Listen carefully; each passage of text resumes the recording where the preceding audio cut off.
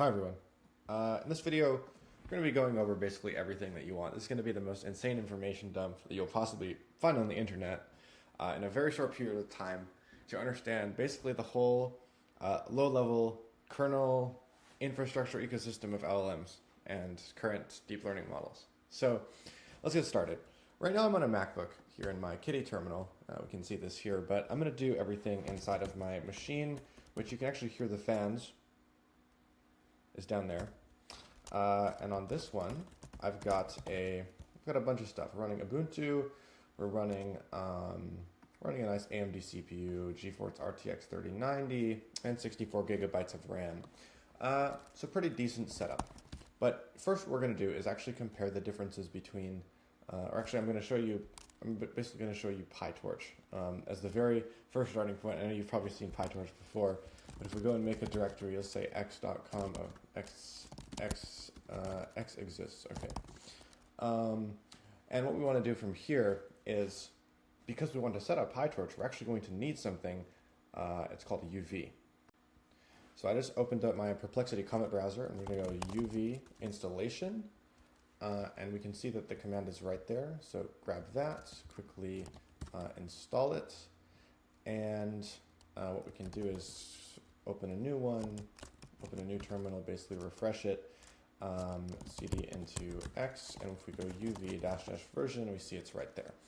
Now first what we're going to do is we're going to go uv, vnv. That means we're going to create a virtual environment where it's isolated. Everything is isolated in here. And if we want to go inside of it, we're going to go source, and I have this alias to sv, so I'm just going to go like this, and it's going to enter there. You can also just source it, and it'll be same thing.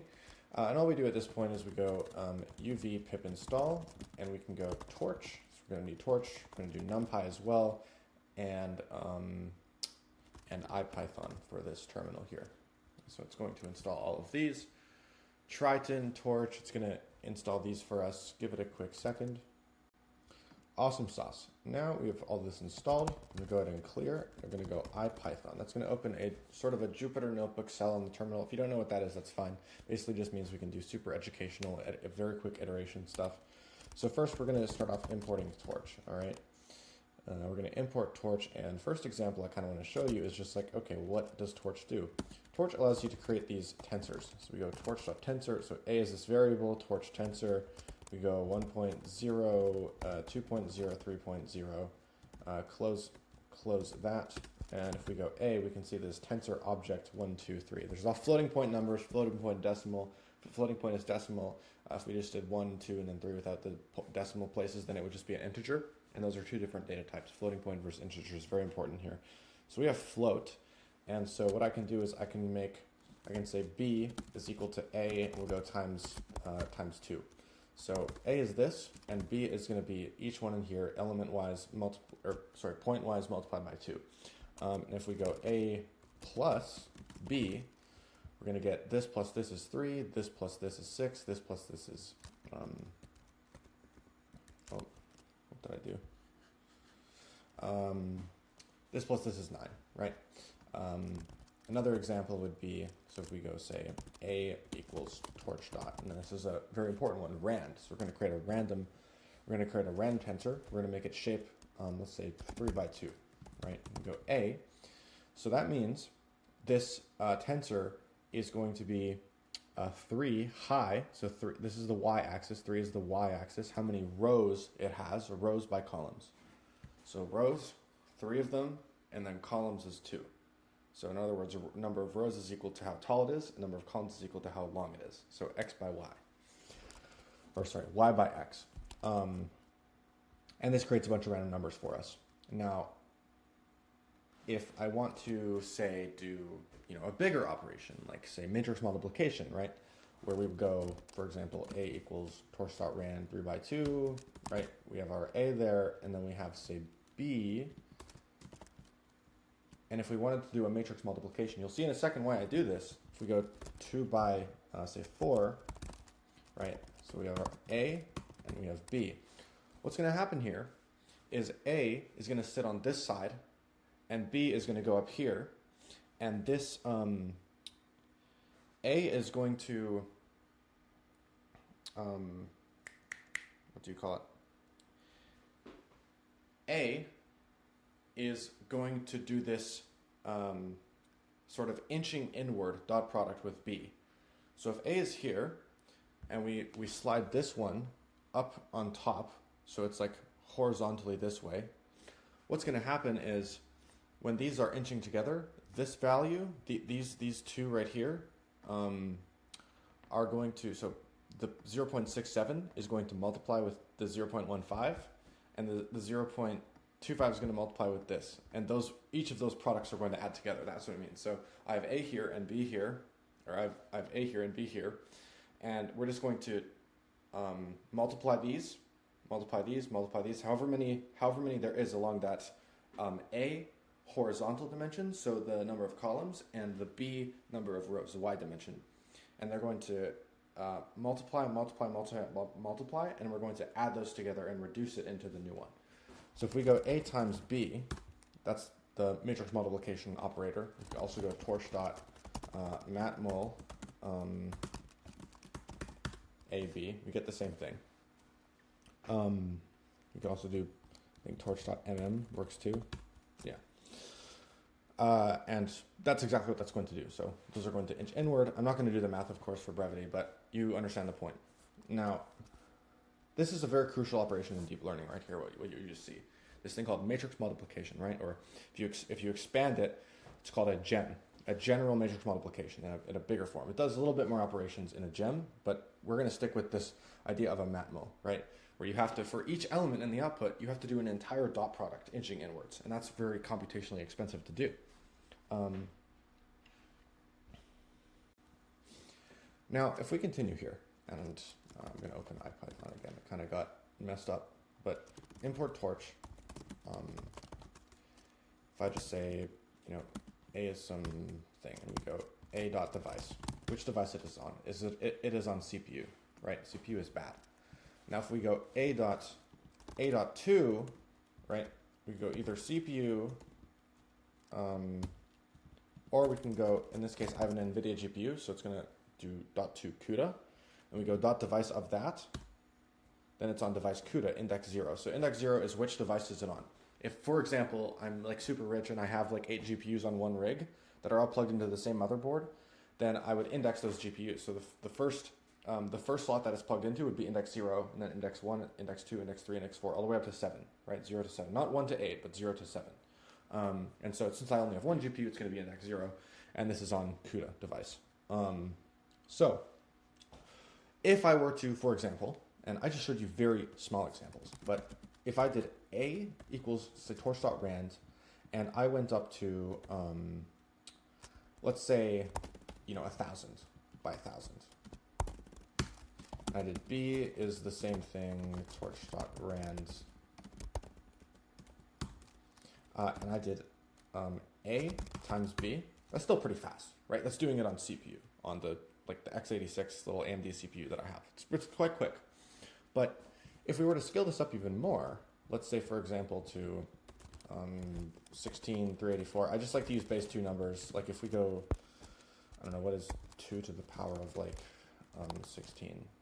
2 to the power of 16, no, it's 2 to the power of 14. Yeah, 2 to the power of 14. So it's like, yeah, base 2 number, 16,384, right? And now we have B, which we're going to do the same thing, 16,384, 16,384, and then I go A times B, right? Notice how it takes a second. And now I can see the CPU spike on my monitor there because I have the terminal open, and this actually takes a second to compute. I don't even know this one will finish, but it takes a long time. Now, if I were to instead go A.2 CUDA times B.2 CUDA, instant, right? That's so fast. And to actually print those, it takes a little, this input runs instantly, but then to copy it back, you see when I do this again, it finishes the green one very fast, but then the output, it has to basically, once it computes all of that, it has to synchronize every single thread and core on the GPU up to the same one. It has to make sure the entire matrix is materialized in the global memory that it has, because that's the only one the CPU can interact with. The CPU can only put in and move out stuff from the GPU's global memory.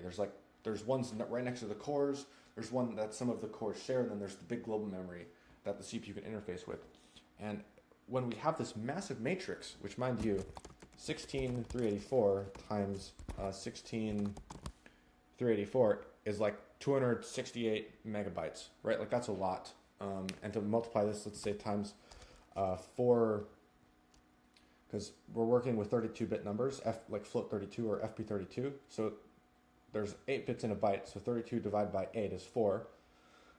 So that means there's 4 bytes per number. So that's about 1 gigabyte that we have to actually move back to the CPU, and that's a lot of transfer time. So that's why it takes a second for it to copy back, right? The result is written to the GPU, and then it has to copy that back to CPU and then print it in this condensed form, and that's what's taking so long there. So yeah, this is why we use GPUs to do deep learning stuff. And this is yes, in fact, using these tensor cores. You might have heard of these tensor cores on the NVIDIA GPUs. There's like these little CUDA cores that can do little scalar operations. Like let's say I have if I have 2 vectors that I want to add together, like a vector 1, 2, 3, 4, 5, 6, 7, 8, 9, 10, all the way to like say 1000, and then I have another vector B down here that I want to add to this one, and then write the output down here for each element. We do an addition. Then we could basically map one core or one thread equivalently to each of those elements, and then just since we have more than 1,000 cores on the GPU, it's like one time step instead of iterating sequentially through. That's what's going on there, and so you effectively get like t equals 1 instead of t equals 1,000, where you increment the loop 1,000 times and go through. Of course, those numbers we deal with are much bigger, like in the millions or potentially billions when we get to really large networks, but that's sort of the intuition I was looking to provide you there. Now, alongside PyTorch, there's also this thing called JAX, which is something made by Google, and I'm not going to go into the whole history of it. Basically, you do a bit of different programming than you do with PyTorch. JAX is very much designed to know about the entire problem space that you have.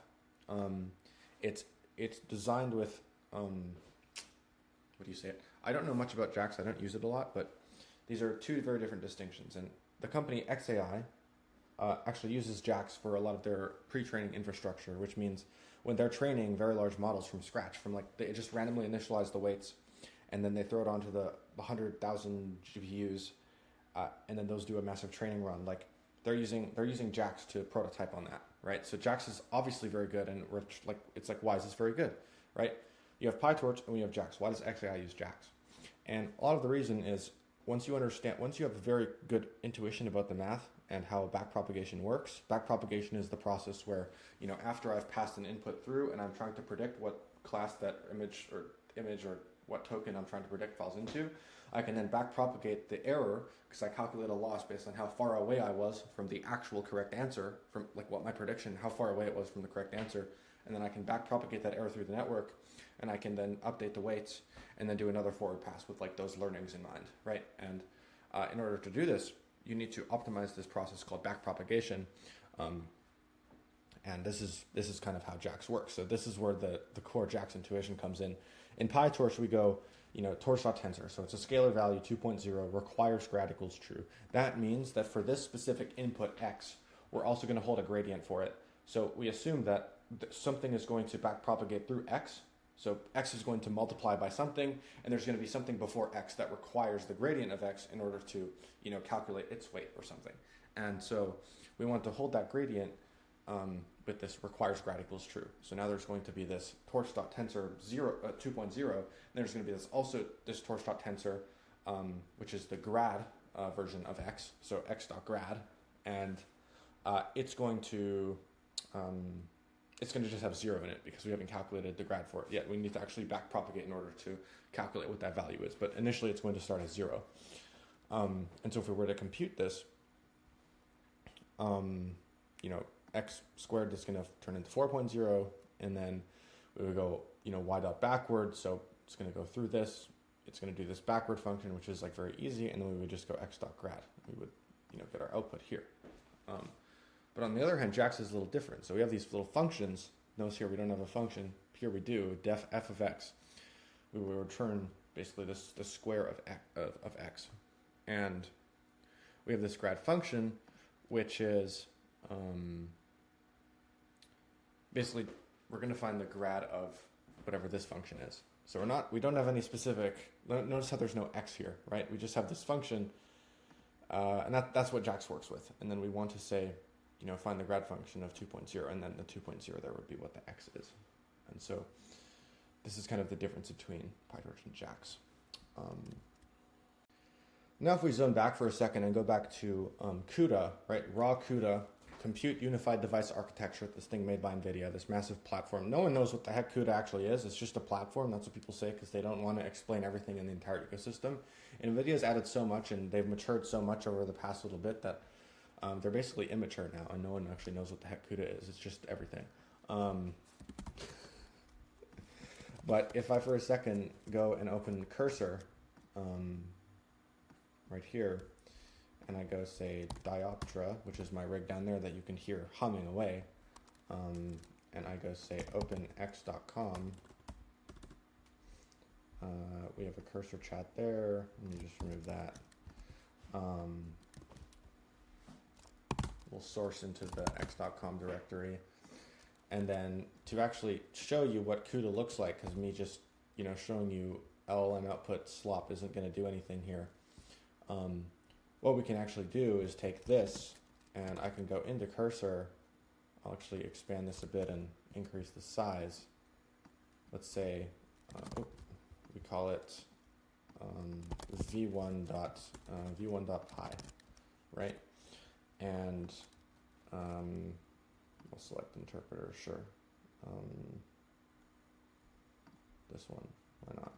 uv run v1.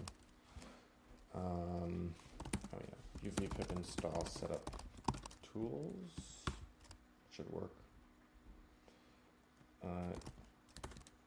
This is when I vibe code and take this entire thing and go fix. And I use this cheetah model, which is going to basically set this up for me. Okay, we'll just ninja. That was easy.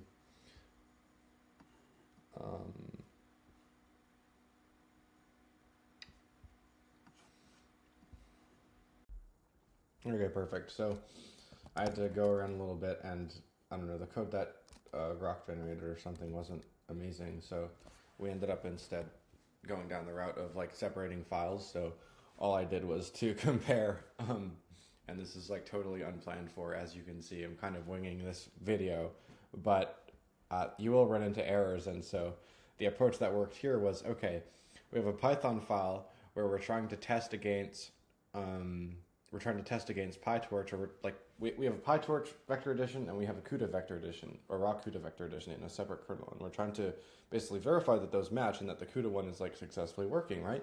As like a template example, oh, your hello world in CUDA, that's what this is.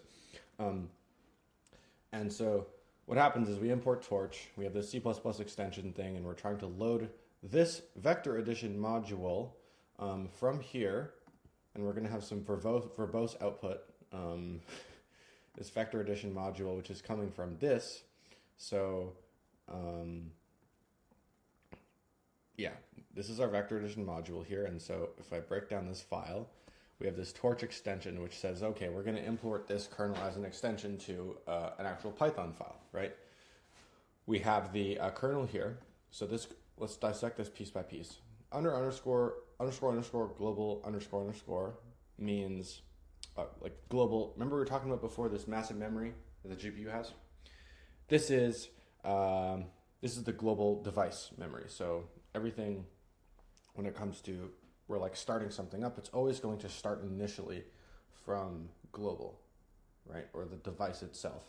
So that means on the whole GPU, the global GPU, we're basically spinning up this kernel. Void means that it doesn't return anything. If we wanted it to return something like, say, the float result, which is a floating point 32 number, we we would say float here, but we don't do this in CUDA. We just go void, and then we have a pointer to the input, another pointer to another input, maybe another third input, and that pointer to an output.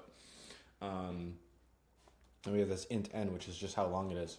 So what happens in here is we have, and I'm going to use some Rubik's Cubes to explain this to you, but basically what happens in this kernel is we calculate the global thread IDX. So what that means is, if we boil down back to CPUs and go say CPU is single core, does a lot of complex operations, runs very, very fast. Simple, okay? This is a CPU, single core, lots of operations, very fast. GPU, many cores, a little bit slower, simple operations, just math, like add, multiply, divide, square root, etc. And so we're going to map this IDX to a thread inside of a whole GPU. So in a GPU, you've got like on the outside, there's like the global memory banks. There's like these, you might have seen on like RAM sticks before, these memory banks. This is what is laid out around the GPU. The GPU chip is in the center with all these memory banks around it that go into the center chip. And inside of here, there's a bunch of these things called SMs, streaming multiprocessors is what they are. And inside of them, they have a mixture of CUDA cores. They've got tensor cores of varying precision, so like 32-bit tensor core, 16-bit tensor core, sometimes 8-bit tensor core. And then CUDA cores will be anywhere from like int 32, int 64, FP 64, FP 32, FP 16, FP, or like int 8, int 4, just all over the place, right? There's a lot in a single SM. And so we have many of these SMs that run in parallel across the whole GPU. And I'm gonna save myself from a tangent here, but we're basically finding which core inside of which SM is going to do what piece of work. So I guess to put this out more cleanly, we've got two Rubik's Cubes here. Yes, I solved both of these. And we'll say this right here, this is the entire CUDA grid. All right, this is the grid. The grid can be either, one-dimensional. It can be one-dimensional. It can be two-dimensional, the whole surface, or it can be three-dimensional. So it can be like maybe a 1x3 or a 3x3 or a 3x3x3, right, with the depth. It can go up to three-dimensional, the grid. And the grid consists of blocks. A block is mapped to one streaming multiprocessor on the GPU, of which there's maybe like dozens of those, right? Say there's like 100 SMs on the GPU. So this might actually be much bigger in practicality, but each of these little blocks here is going to be mapped and thrown to one SM, that individual problem there. If we have a whole vector addition that we're trying to do, we have 1,000 elements, we can actually split, like, I don't know, 32 elements for this SM, 32 elements for this SM, 32 elements for this SM. We could split it up and partition it. That's the whole point of this GPU. And so each of you get a different piece of both the two inputs and the one output.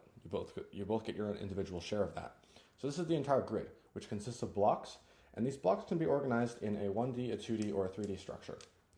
And then within one of these individual blocks, let's say this corner piece here, this is your block, right?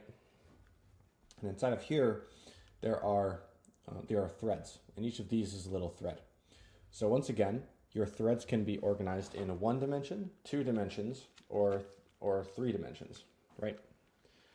And so what you end up with, the whole CUDA grid with its blocks and its threads inside, is a 6-dimensional shape. You've got your up to 6 dimensions, 1, 2, 3, and inside of this you have 3 more. So it could be up to a 6-dimensional shape that you're actually like thinking about here. So like which block gets what problem, and then inside of that you have to find which threads get to deal with what information. But usually your data isn't that. Usually you can reduce it to just like a very long set of blocks, like a 1-dimensional set of blocks, and each of those you say, okay, which part of this problem do you get to deal with? And then we would do the same for this. And we would just index cleverly, right? We would just see, okay, well, we've calculated this IDX here, and we're going to maybe do add or multiply or like the mod symbol or divide or find which, and we're going to round and find which row this specific chunk, right? Maybe we have a long list of like say 10. So these these first 5 are going to deal with the first row, and these second 5 are going to deal with the next row. So you would, skip those. And this is an idea called strides that, anyways, I'm going on a tangent here. Point is, we have this whole grid. And so which block IDX is this, right? Which block IDX? 1 or 2 or 3 or 4 or 5 or 6, which one is it? And then the block dim, this is the entire block dimension. So it's like maybe 4 long or 4 long, 4 long, whatever it is. So which one are you actually, you have to think of this as, a very large array of threads. Very large array of threads. And so we're like, okay, which block are we particularly talking about? This one or this one? Okay. Well, whatever that number is, we're going to skip a number of threads forward. That is that number, that index, times how long each one of these is. So we're going to skip a bunch of threads for each block until we get to whatever block we're dealing with.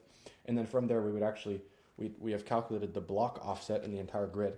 And then from there, we would calculate, okay, so now we want the specific thread index. So we would calculate the thread index and basically just add on maybe like 1 or 2 or 3 to that, and we would get which thread we're dealing with in the entire grid. And that's how we calculate this IDX here. And so if the IDX is smaller than this n, basically the length of our array, we want to mask out everything else. So let's say we, for example, if we have a 1,000 by 1,000, 1,000 long vector, another 1,000 long vector, and the output is another 1,000 long vector filled with zeros. And we spin up 1,024 total threads, right? So do we want to calculate those extra 24 afterwards that we don't know what those values are in memory? No. We want to mask that out and only keep it to how big our specific problem size is, even if we spin up more resources to do more. We want to just confine it and mask it out. Set this, any threads that are responsible for this space don't do anything. So specifically, only if this IDX, if this specific thread IDX, so this kernel, this global kernel is what runs on one specific thread. So if that thread index is less than n, is less than the length, right? Then we actually want to do computation with it. Otherwise, we just don't let that thread do anything, and it's just we don't want to calculate data that we don't need. We don't want to have it deal with specific pieces in memory that that don't involve our problem. And then this result at that specific thread index, right, is going to equal we index what piece of data we want, B is the same index, and then the result is written to that, and then that would go back to global memory. So this is a vector addition kernel. And then inside of here, a lot of this might look like hieroglyphics. This is what C++ looks like. But we have this torch thing, which comes from this include at the very top. We have this size, so size 0. That basically means we look at, there's like, similar to when we were printing out our like rows and columns, our X and Y, right? It always comes like rows first. Whatever the leading dimension is, that one, it's usually going to be like batch size or something. Because if I'm processing like a batch of vectors, right, then I'm going to have like a bunch of like vector here, vector here, vector here, and this is going to be my batch. So how tall it is, that's going to be my leading dimension, is batch dimension. And so we look at how big that is, and that's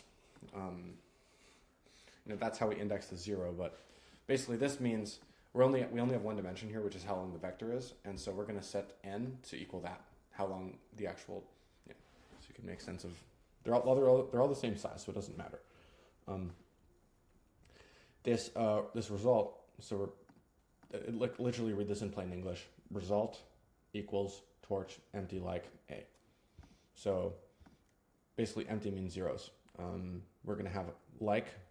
So result is going to be empty like, and it's going to have the same shape as a.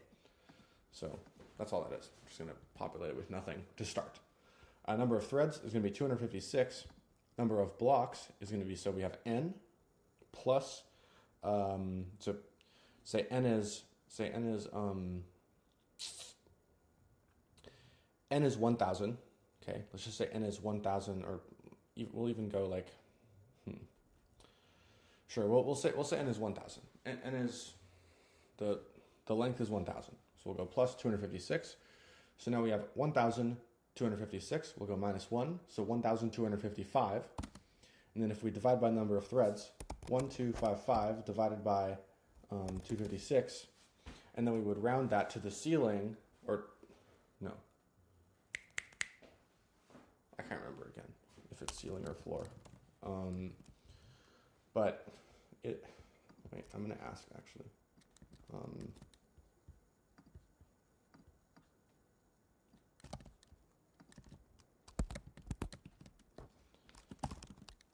Does this in C rounds ceil or floor? So floor for positive numbers. So it's going to round to 4.9. So it's going to truncate the rest off, and it's going to round down to 4. And what's going to happen is, since we have 1,000 elements, we're going to have 256 threads in each of those. And so we have 4 of them because we rounded down. That's the number of blocks we have. So we end up having, 6 extra threads per block. So normally we would do 250, 250, 250, 250, and add that to 1,000 for the whole length, but we have 6 extra threads per block, so 24 extra. This is the same case. We have 24 extra threads, and only do count these elements. So all those extra threads, we just discard them, and they don't do any work. They just get span up, and then nothing is, their life is pointless. It's kind of depressing, but that's how this works. And so we would actually launch this kernel, so vec add kernel right here. We launch, these are the launch parameters, these like alligator clip brackets, blocks, and then number of threads, and then the result is going to be this floating data pointer. A is going to be this other pointer, and B is going to be this other pointer, and then we have this N here. So it's pretty simple, I think. We just return this result. We use PyBind 11 to bind back to PyTorch, and then over here we're able to get this basically binding, and we would do we run. If we run v1.py, it's going to execute, and it's going to add these together. So 5 and this and this and this and this and this, and it's going to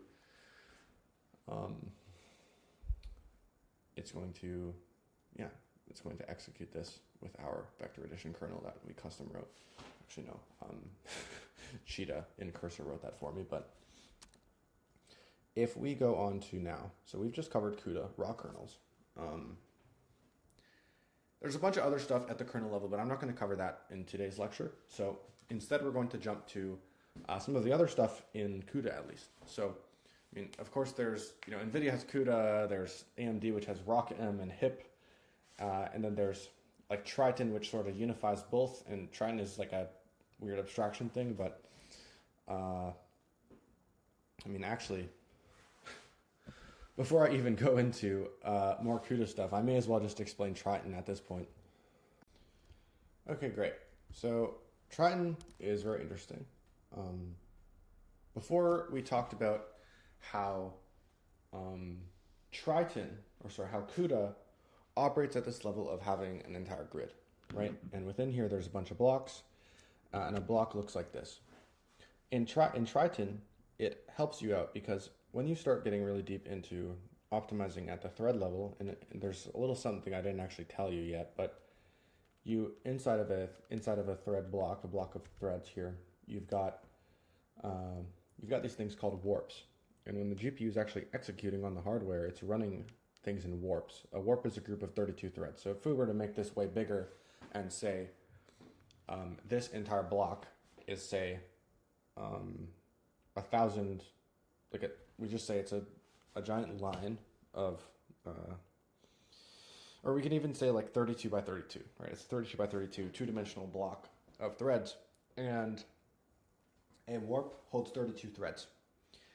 Those threads are going to execute in lockstep. That means that when one of those threads in the warp executes, the others execute at the exact same time, and they sort of step through. They're all synchronized, right? One thread doesn't execute independently and do this, whatever. No, they all execute at the same time. All the warps in the block do not execute at the same time, but all the threads within a warp do. And there's some weird primitive stuff that goes on here with like tensor cores and some weird other very niche CUDA programming details, but What Triton does is it acknowledges this and says, okay, well, at the end of the day, we acknowledge that a lot of algorithms can be abstracted to the block level, which means to this entire thing.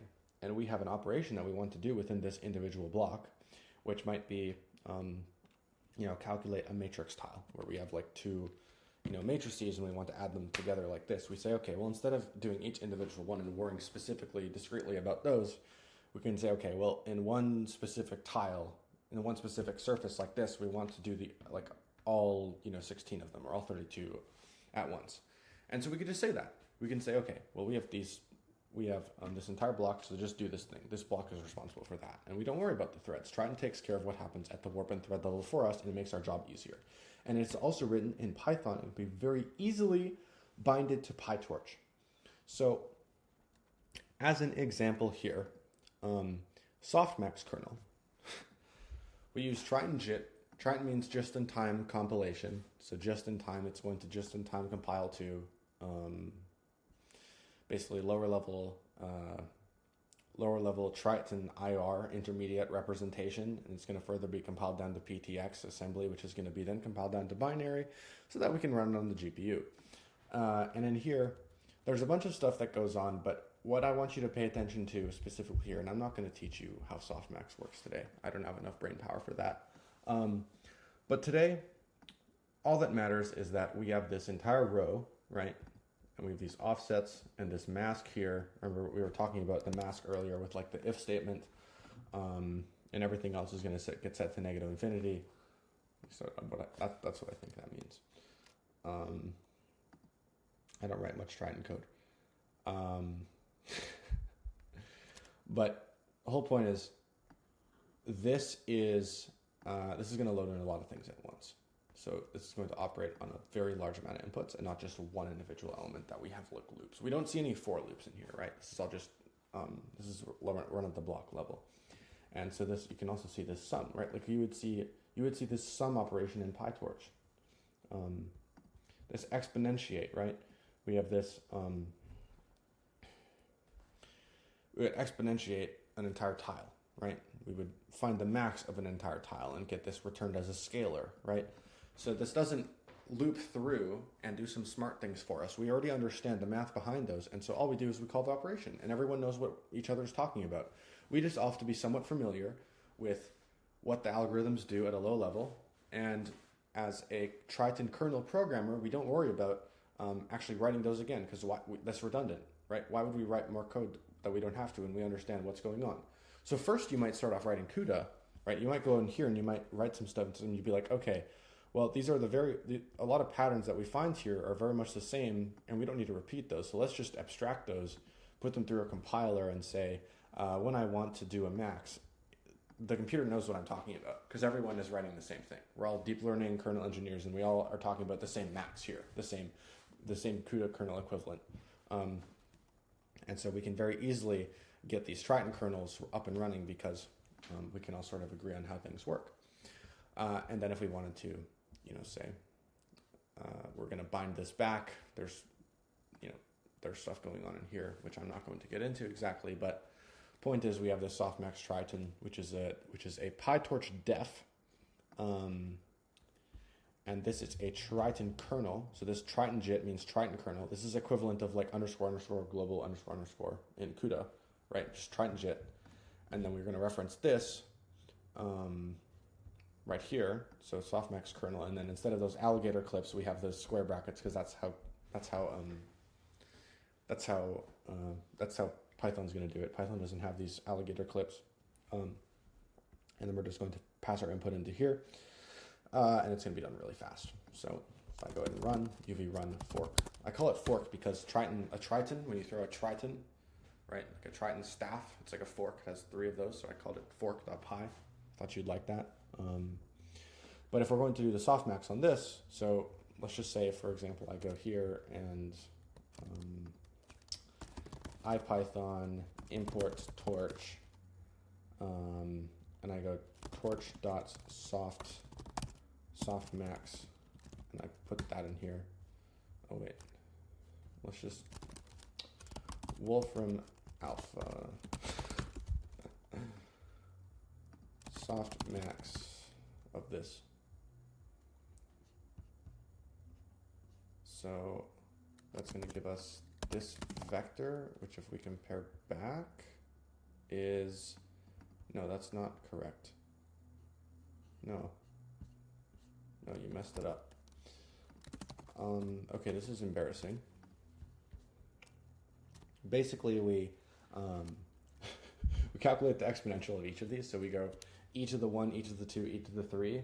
We sum all of those together. So e to the 1, or e to the e exponentiate 1. Yeah. Exponentiate 1 plus exponentiate 2 plus exponentiate 3. We get about 30. So if I were to go and do exp 1 divided by 30, I would get 0.09, right? If I were to go exp2 divided by 30, that would be 24, or 0.24 right there. If I were exp3, that would be 0.66 roughly, which is right there. So that's kind of the Wolfram Alpha didn't get it right. But this is Triton for you. This is Triton softmax.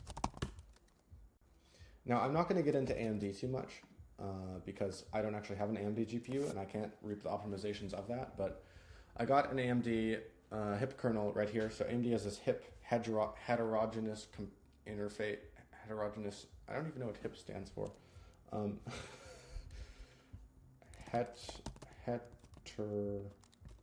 don't know. AMD, Advanced Micro Devices, is this other company that's competing with NVIDIA that has this thing called ROCm. So that's the Radeon something compute. I've never written AMD before, but point is, this HIP is very close to CUDA. We have this global, we have this void, we have this float. Everything is very much the same, except for the fact that AMD does not support NVIDIA Tensor Core operations. So everything at the CUDA core level is basically identical and is going to perform the same. But the second you get into some of the weird new feature support territory, if you're running on old GPUs like Pascal or Maxwell or something like this, like HIP is going to get you pretty far. But once you start getting into like, Ampere and Hopper and Blackwell and Ada and all these new GPU generations, HIP is just not going to cut it. So while HIP is open source and does in fact support it does support NVIDIA GPUs. It does not optimize super well on the most production-heavy scenarios that you need with tensor cores, for example.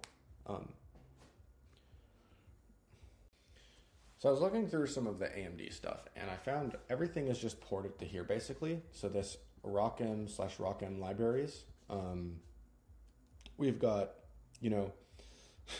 all of the typical libraries you would see in like CUDA, where you have like, for example, some common operations, maybe basic linear algebra, lightweight, I think that's what that means, like lightweight precision, where you need like bigger matrices and less precision and it performs way better.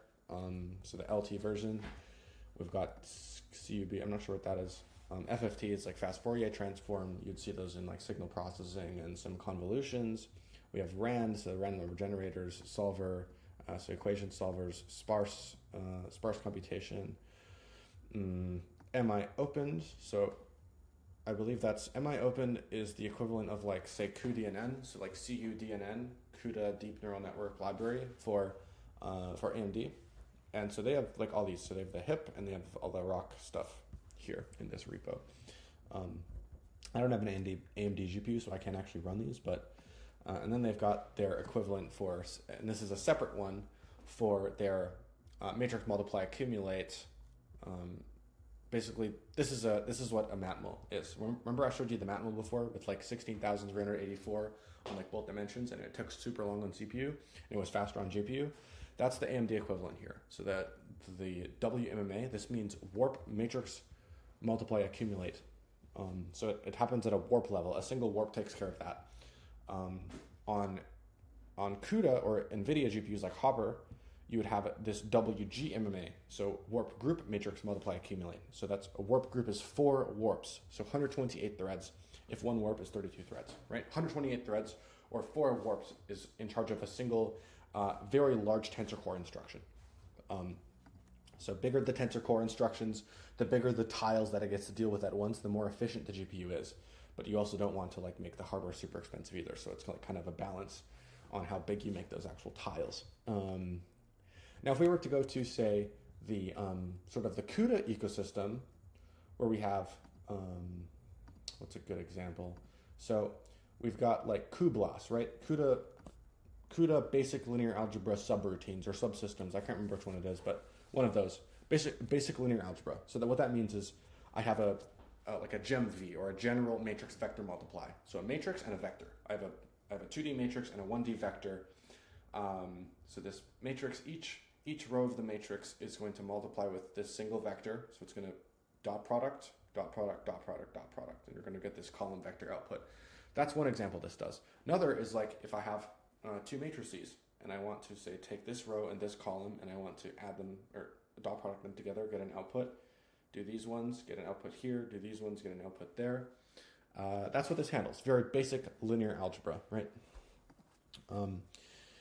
Now, everything is covered in here all the way from, like tensor core usage, introduced in Voltas with like their FP16 support. They've got a bunch in here, which I'm not going to be going over since this stuff is like very hard to read.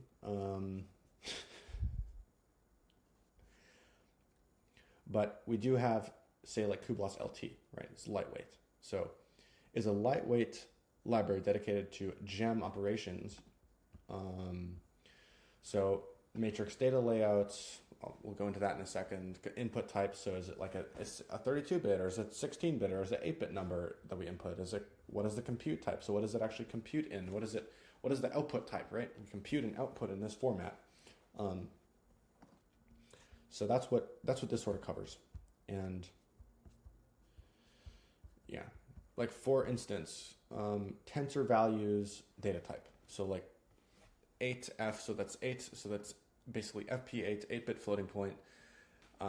E4M3 would mean like exponential 4. So exponential is exactly what it means. Like exponential is higher range, right? I have higher ranges where I can go. Like if I make exponential negative, I can go really, really small, exponentially smaller. But if I make the mantissa little, like, and switch that a bit, then the difference between those ranges, if the difference between two steps is like one more order of magnitude, and I have twice the number of steps, that means instead of going straight from here to here, I now go from here to somewhere in between to here. And there's like more sort of steps in the middle that we can walk ourselves to. So you want to balance these so that the common two precisions for like FP8 numbers would be exponential 4 mantissa 3, and then you'd have one sign bit.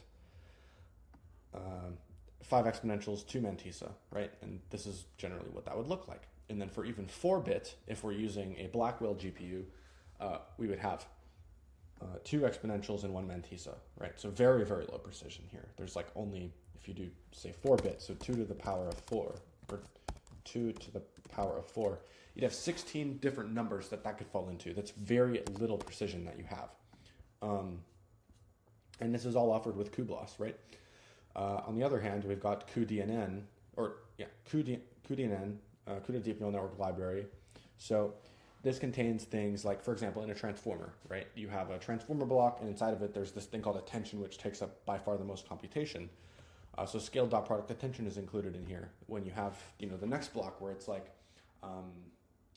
you're doing element-wise addition for like the residual stream and transformer. Like that's very quick. That's not really much you need to optimize there since it's very fast. But as normalizations, which I have to, when I'm normalizing, I have to find a universal value through the entire vector to actually calculate that. There's very optimized implementations here in cuDNN that PyTorch actually uses under the hood. So normalizations, softmax, for instance, in attention, and the output when you sample at the output of a transformer and you softmax the logits and turn them into probabilities. So no longer log probabilities, but now you exponentiate the log, and so they cancel out and you just get prob, right? Log probabilities cancel, you just get prob. And that's what the softmax does, and it accelerates this piece in the transformer called attention. And they take the softmax and they fuse it into the whole attention thing. So you do like query times key, and then you like do a softmax for each row there very efficiently. And so there's like a fuse the tension implementation in here where you like fuse those together, and everything across the entire transformer and like convolutions are very fast. So convolutions as well here. cuDNN basically has everything. Matrix multiplication, you name it. If you go to the front end API, we're actually going to use this. You know, you've got what's a good example? Let's use the cuDNN backend actually. Let's go there. Oh no, what have I done? Operations. So this is what cuDNN looks like in the backend. This is what PyTorch is going to call to. So if we wanted to say use, like we're running in, what's a good example? I'm trying to think. Softmax forward, right? So a cuDNN softmax forward is going to take this handle, because mind you, in NVIDIA stuff, they don't make anything transparent. They don't open source it. It's all, they write the kernels as proprietary company code that is intellectual property, and then they basically compile it to a binary, which nobody can reverse engineer other than just like ones and zeros. It's in this shared object file, this .so, that you can't actually reverse engineer. And NVIDIA just says download this massive file, and then you can call like certain things within there that are just, it's basically byte code. And this is this cuDNN handle, or the cuBLOS handle for the other one that we had. Or I don't know where that went, but that's basically saying we're going to hold context of the entire cuDNN library inside of here in this type, and that's the handle. The softmax algorithm type, so I know there's like probably different algorithms that they can use. There's not just one universal softmax kernel that everyone calls. There's like a softmax mode type. There's an alpha, so alpha might be you scale the input by some number, or you scale the output by some number.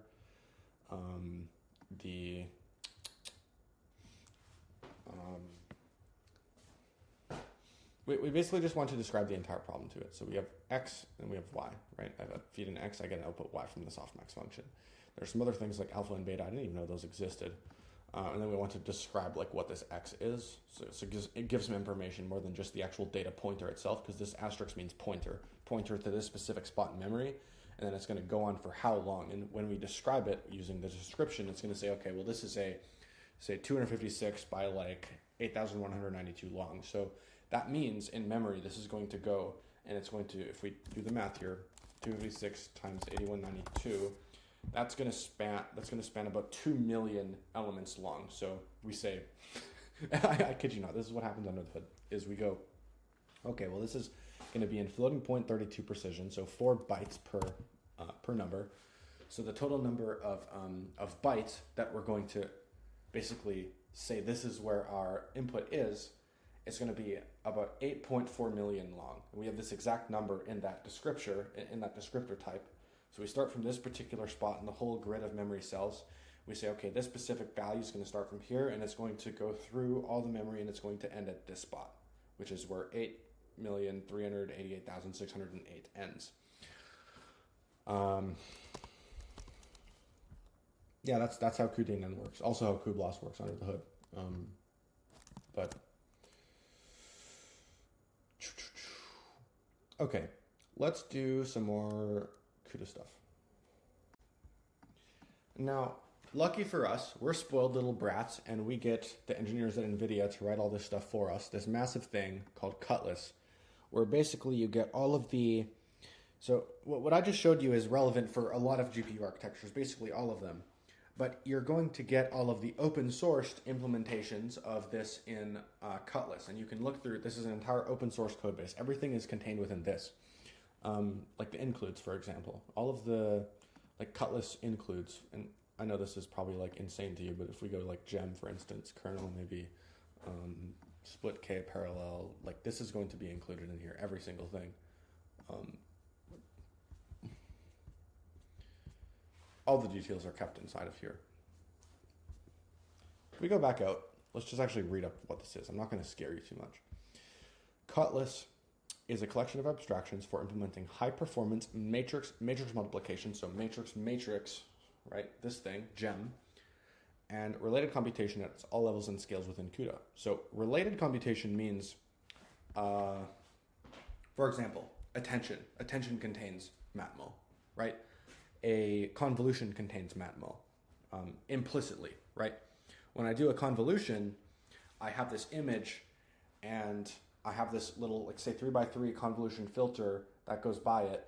And what happens is if we unroll this image, what you end up getting is say this 3x3 piece of data, this particular piece in the image at this, time step 0, the top left corner of this image. If we unroll that, right, we get this in 9 elements in a row, and the convolution kernel itself, if we unroll that, we have 9 elements. All that is a dot product, if you actually think about it. And so what you can do is you can actually say, I want to do this convolution as if it were a matrix multiplication. And if your convolution has multiple channels, meaning that if your convolution filter / kernel is not just a 3x3, but maybe like 3x3 by 64, like depth, right? Where you're like taking this and you're dot producting with the image, you're doing a convolution on it, and you take each step through the image, each like little piece of it, this filter, and then this next one, and the next one, and the next one, until you get all the way to the end, right? You're doing this pass for each place in the image. You could just specify that as a GEMM, right? Implicitly. So there's convolutions included here as well. And you have support for things like 64, 32, TF32. FP32 is like supposedly scalar, like CUDA core precision, and then TF32 is like tensor core precision. They have a different specification for that for whatever reason. And FP16, BF16, they've also got, FP8, so these ones, as we talked about before. We even got NVFP4 for the new Blackwell GPUs, and then MXFP4, MXFP6, MXFP8, which is like a mixture of experts thing that little breakthrough that came out like a few months ago from OpenAI. But this is like where all the state-of-the-art stuff is kept, right? And so if we go in here and look at just some examples, because we don't care about anything else. We just want an example. So like a basic GEMM, right?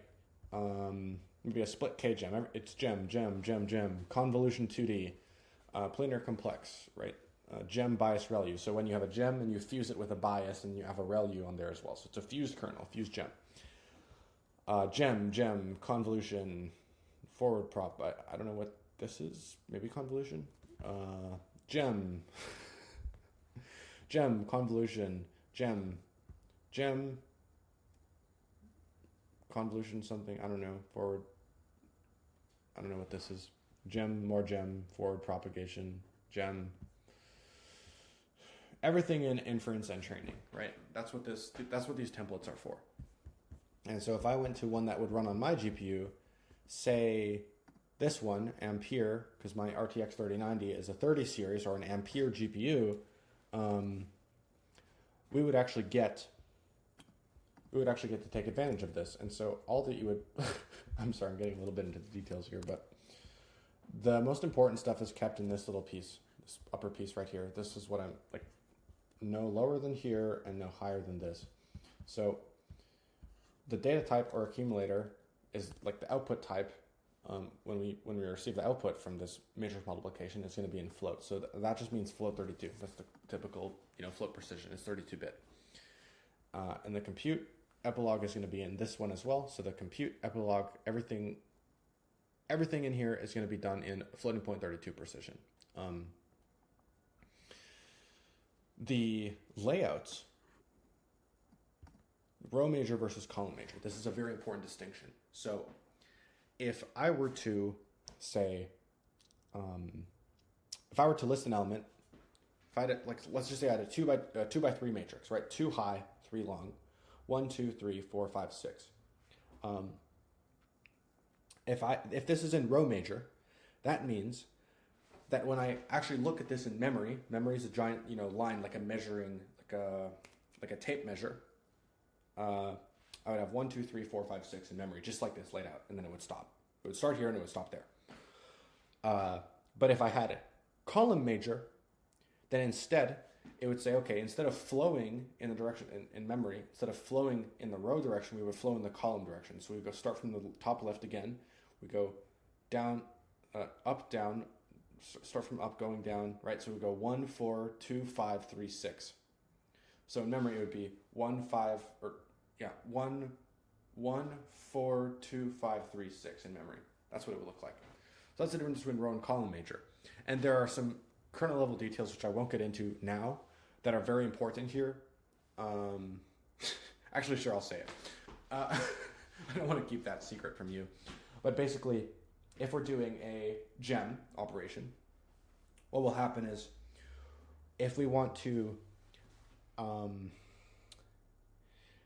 calculate an output tile here, and we have an input tile and an input tile, what happens when we're loading this in from global memory into the shared memory between different cores, that part is the bottleneck in matrix multiplication, always, right? We want to load as quickly as possible. So what happens is if you can fit consecutive elements, if I say, okay, well, if I'm loading in a giant matrix, let's just say I pick some elements next to each other. There's an entire, let's say I'm trying to load in columns into memory, right? If I have a warp going through and it's going in lockstep execution across a bunch of threads, thread 0, thread 1, thread 2, thread 3, thread 4, right? They're all next to each other. If all these threads say in this warp, we're going to load from global memory to the shared, then that's going to be a coalesced memory access. What that means is it's going to load 4 numbers at a time instead of just 1. So when I go fetch and I say this thread wants a floating point 32 value from global memory, which is very slow, and I want to load it here, and all of these are some separate rows, they're not next to each other in memory, right? One row, another row, another row, another row. In order to load each of these, I have to take this specific, I'm going to load in it over a large batch of inputs at a time, right? And so I'm going to load this in and I say, okay, from this piece of memory, I'm only going to need these, this one value here, this entire load of 4 numbers, right? Or however many numbers. And so that way, if I'm loading, if I'm trying to load rows, it's not optimized because I can only load 1 per instruction. But if I'm loading in columns and my threads, instead of executing this way, they're executing downwards, then this linear layout in memory, it's going to fetch all those values at once. So now I'm 4 times faster for free. And so if I'm able to change my my examples from, say, in some cases row major, if I have an A matrix and a B matrix, I want to ideally load these. I want my threads to inch downwards, right? I want my threads to inch downwards. It's as simple as that. Or I want to take care of that. I want to at least get that coalesced memory access.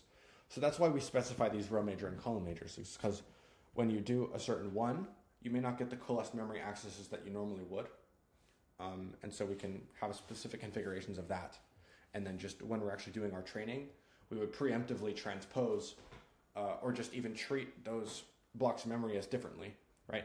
We would initialize the whole thing saying oh, this one, we're going to just transpose it basically. We're going to flip it to column major or row major. And that way your entire pipeline will be optimized and everything you do is coalesced and the entire system runs as fast as it possibly can. In MMA op, so that's a Cutlass. That's I guess a classical tensor operation. This describes whether you want to use tensor cores or regular SIMT cores. So this MMA, I believe this is using tensor cores, tensor op. So you say, do I want to be slow and use these ones, or do I want to be really fast and use these? And of course we're on Ampere, which has tensor cores in it, and so we're going to use the fast ones. On the SM Arch, right? This is the streaming multiprocessor architecture. So each individual SM is the exact same, and so we're just looking at what architecture is that, because the whole GPU architecture on its own is dependent on what a single SM looks like. So we're saying, okay, well, an SM is going to have the 80 or 8.0, basically 80, which is what this GPU is. If you went up to, an A100, an Ampere 100 GPU is 80, but an RTX 3090 is 86 or 8.6, right? And so this one I could actually say 886, right? On a Hopper GPU, I could say 90.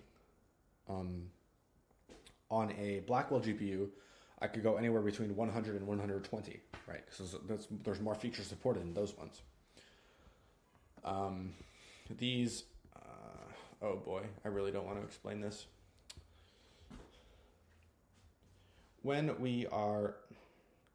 talked earlier about loading tiles in from memory, we're not just loading one value in. There's a shortcut where you can just load in tiles separately, and you can do sort of like we can do a mini matmul between these two matrices, and like we pick the entire thing, right? And we say instead of just loading the entire column in, we load like these 4 in, right? Or like maybe these 3 in or something. And this is called tiling. We load in these 3, and on this one we load in these 3. And once those are in memory, then we can just do a tensor operation on that. And we can do a partial dot product accumulated in here. And then we can just inch inward, tile level, not scalar element level, but actual tiles are like inching inward.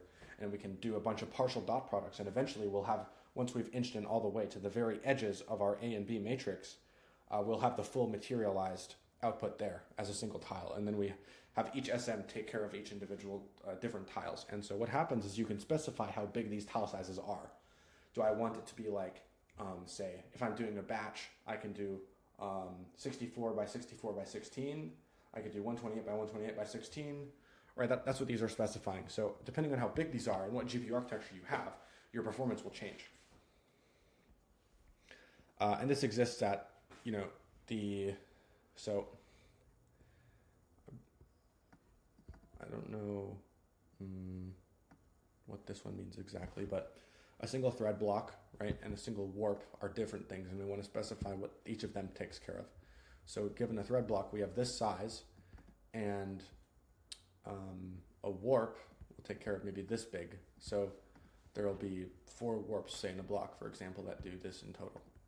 So like 128, 128, 16. So we have the whole 16. So one of them will do 64 by 64, 64, 64, 60. So there's 4 warps in that one, for example. Swizzle thread block, we're not doing this today. Num stages, it's number of pipelines I want to use. So this is a thing that's hard-coded in the Cutlass includes in the actual C header files that they have. But this allows you to say, okay, well, we're going to asynchronously load in. We're going to asynchronously basically have certain warps take care of, or we're going to have certain, you could say we have certain workers, right? Num stages. We could have certain workers taking care of the actual compute, and then certain workers taking care of loading the memory from global into here. So we have some, like maybe we want to have 4 different of these running in parallel. So for example, if I have 4 of them, then we're going to, if we have 4 different sort of timelines, the stages, right? We would have, in this one, we would like ramp up initially when we're doing the matrix multiplication. We would have, this one is like a workers loading in, and then next stage, workers loading in a different one, and then next stage, workers loading a different piece, then the next stage, workers loading a different one. And by the time we've already hit timeline step 2, this worker over here is dealing with, this worker right here is dealing with the stuff that it just loaded into itself. And so we can have 4 of these happening at once. And this way you can increase efficiency. If I increase the number too much, then the pressure on the system just like completely blows up, and you don't, and the GPU won't physically blow up, but you will just have too much going on, and you will end up losing performance. So you have to tune this number very carefully, somewhere between maybe like 1 and 6 for some GPUs. And this number will obviously change, and you want to find the best one for your specific GPU architecture. And then everything else here is basically just like, let's initialize and then benchmark and test and actually report the performance on here. And if we were to go and say, look at, I have an example PDF. Let me go back to archive, my archive folder. Hardware, open, Blackwell. So if I actually pull this up,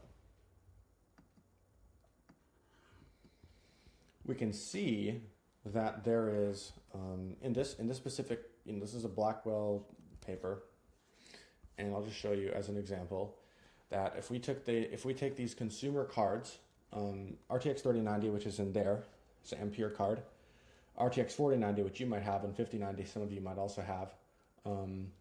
This is like Ampere, Ada Lovelace, and Blackwell. There's no Hopper consumer cards, unfortunately. But we've got SMs. So these are how many SMs on the GPU. So on mine, there's 82. On your 4090, there's 128. And on a 5090, there's 170. CUDA cores per SM doesn't change per generation. CUDA cores per GPU will change because if you increase the number of SMs, then that number is going to change. So your 5090 is about double as much as I have on here, or a little more than double as many CUDA cores. Tensor cores are going to have about 4 of those per SM, so that's quite a lot actually. For 128 SMs and then 4 tensor cores per one of those. So I have 512 total tensor cores on my GPU, 3rd gen Ampere tensor cores. So, or wait, tensor cores. Oh, I don't know. Or no, sorry. 4 times 82. My bad, not 128. 4 times 82, so 328 in that case. So tensor cores in here is going to be like way, way more. Ray tracing cores, some other things. We've got like a good metric here, actually very important. When I talked about in matrix multiplication, how the fundamental bottleneck here is how quickly you can load from global memory into shared. That is what this number is. So how quickly can I actually load from global memory into shared? So on 3090, it's about 1 terabyte a second. On 4090 is also higher than this, but also about 1 terabyte a second. And on here it's about 1.8 terabytes a second. So that changes a lot actually. And you can see how like this number will change based on how fast your memory clock is. How quickly does it actually like tick and actually load in a new chunk from your global memory. It also depends on how big your memory interface is. So 384-bit, right? If I go 384 divided by, say, 8 bits in a byte, that's 48 bytes that we can fit over the memory interface. So if we go 48, say divided by 4, that's going to be 12 FP32 numbers that we can fit over the memory interface at once. It's not very much. But on here we can fit way more. Not way more, but like 16 numbers. And here it's going to, yeah. So you want to increase this number as much as you can, and then this number optionally as well. And that's going to make your, basically this times this is going to be how much gigabytes you can load over per second. Elliot, why are you telling me all this? So I'm telling you this because in Cutlass you'll have different GPU architectures and you'll have to know why or what performance you should be getting, right? So if I'm, say, going, I need to find a good lookup for performance here. Scroll down. There's got to be a good, yeah, this has got to be it. So on a 3090, right? On a 3090, we're going to have this many FP32 teraflops on CUDA cores, right? About 36 teraflops on FP32. On 5090, we're going to have about 100, so it's 3 times as much. But what we really care about is, the tensor ones. So we're doing AI, we're doing deep learning, which is basically all matrix multiplication. That's where the bottleneck is. 99% of your time is going to be spent in matmul's probably. Maybe 90, maybe 80%, depending on how optimized everything else is. But you're going to be spending the vast majority of your time in here. And so what you care about is, okay, how fast am I at, say, if I have FP8 inputs and I have FP32 accumulate? Depends on your setup, right? If you're able to tolerate lower precision as input and you want higher precision as the output, that's fine, right? So if I have, say, FP8, obviously 3090 doesn't support the FP8 ones, but once we go up to FP16, we can actually see that this number is quite good. So FP16 with FP16 accumulate is about 100. So the difference here between, I should actually point out, I don't know where it actually says this. Maybe it says it down here. So no, it doesn't at all say this, but the this term here, this squared, means if the numbers are sparse. So that means if if we have a matrix and we're doing a matrix multiplication and half the numbers are zeros, right? We can actually do that operation a lot faster because we can recognize that we only have to do a certain chunk of them, and everything then runs by default a lot quicker. So if you can increase your sparsity ratio up, if you can go to like 4 to 1 or 8 to 1 or 16 to 1 or something, then you're just going to keep multiplying. So sparsity is important. But if we just assume dense and all the numbers are populated with non-zero numbers, even if they're very close to zero, like 0.00001, right? That's still a non-zero number, and so it's not sparse. It's still dense.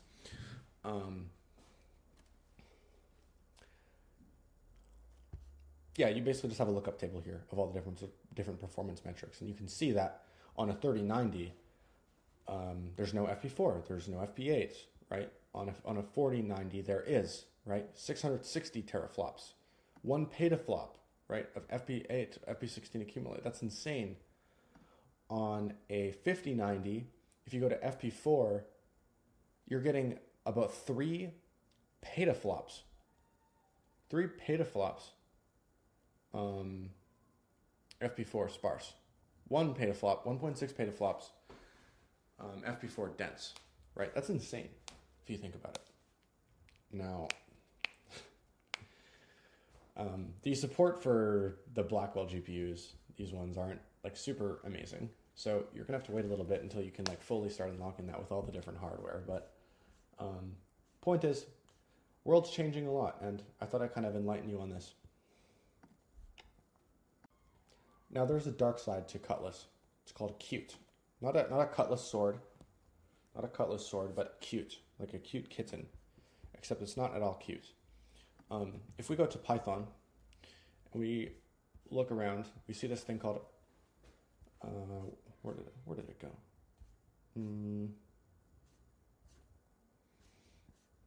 There's a cute something in here. A cute DSL, sure. Or no, maybe that's a bad one. PyCute. No. Docs. Anyways, I was able to find the docs here for this cute DSL thing. This cute. That's short for, I believe, like CUDA tensor templates or something. I can't exactly remember what it stands for, but if we go to here, introduction. So basically you have these layouts, right? When you are in the entire grid, and then you isolate to one block, and you isolate to one warp within that, and you isolate to the threads and how they're laid out. This is an abstraction for specifying those instead of writing everything in kernel code and having to mess with that. This sort of takes care of it for you and tries different and finds the most optimal implementation for that specific layout that you have, and that's your responsibility to find that layout, and it makes your job, once you understand that, a lot easier. So if we, for example, like educational notebooks, hello world, right? Cute DSL notebooks, hello world. Import cutlass.cute as cute. And then we have, similar to this Triton JIT, we have this @cute kernel. And we say, here's the thread IDX. Here, if our thread IDX is 0, then we're going to print hello world, right? And so we're going to get hello world, hello world, hello world. If we go back and do, say, element-wise add tutorial, right? If we go even more in depth. And Qt DSL is very optimized. As a matter of fact, Flash Attention 4 was written with Qt DSL. I don't even think you know what that means. Maybe you do, but Flash Attention 4 is pretty cool. So there's a lot of math in here. Point is, Qt kernel, A, B, and C. This is the vector addition that we did, right? Where we vector, and then we add those each element together, and we get the whole output.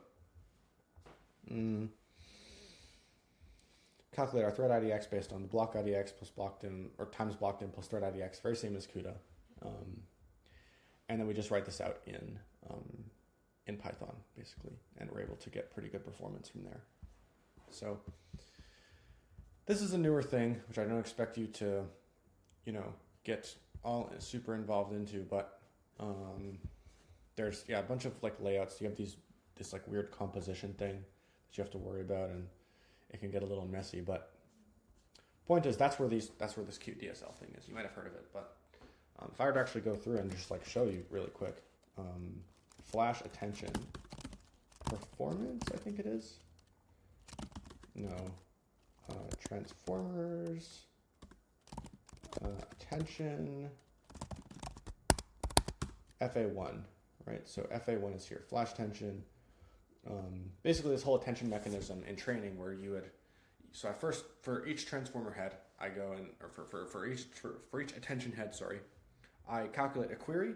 So I have an input to that block. I have a query which says, a query is what am I looking for?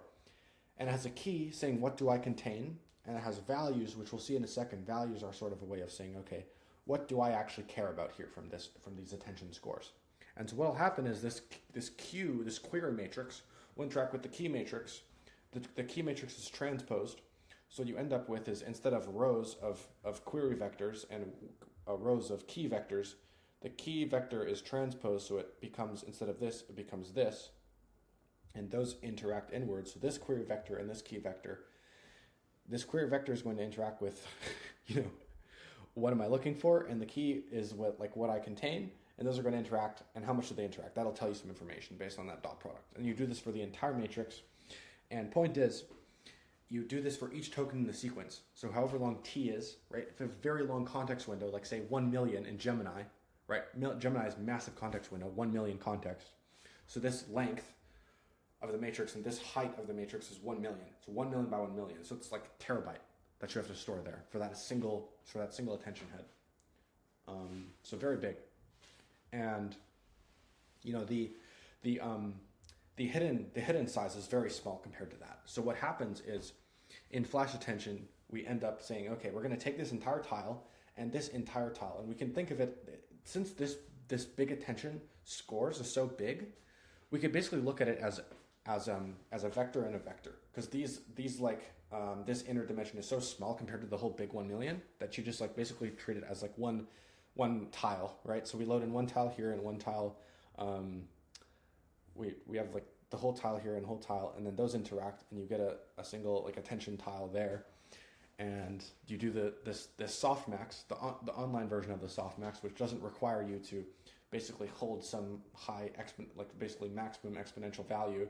You could just roll across the entire thing, and afterwards, once you've computed attention and you do the query and keys, and you go the softmax across, and then you take that answer, and since you're taking that and then scale it, drop, basically divide by some value, make this lower, and then take that vector that you've, or rather this element that you've computed by going across it, or sorry, I shouldn't say that. I need to enhance my attention understanding, but we compute a tile. And that tile is going to interact with the entire value. And the queries, keys, and values are all the same shape, except the keys is transposed so that you can do this inner thing.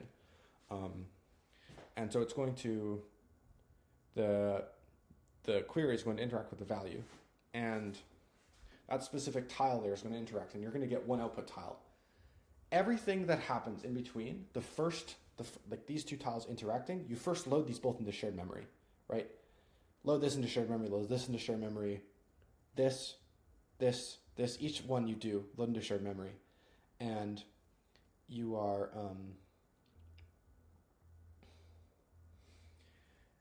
basically, when you're doing the actual attention computation for a local tile, that never gets written to global memory. So everything you do, you use global memory once to read, and then you store it, you compute everything inside of a single SM, and then once it's done through the sort of specific query and key tile softmax there, like a running softmax tile here,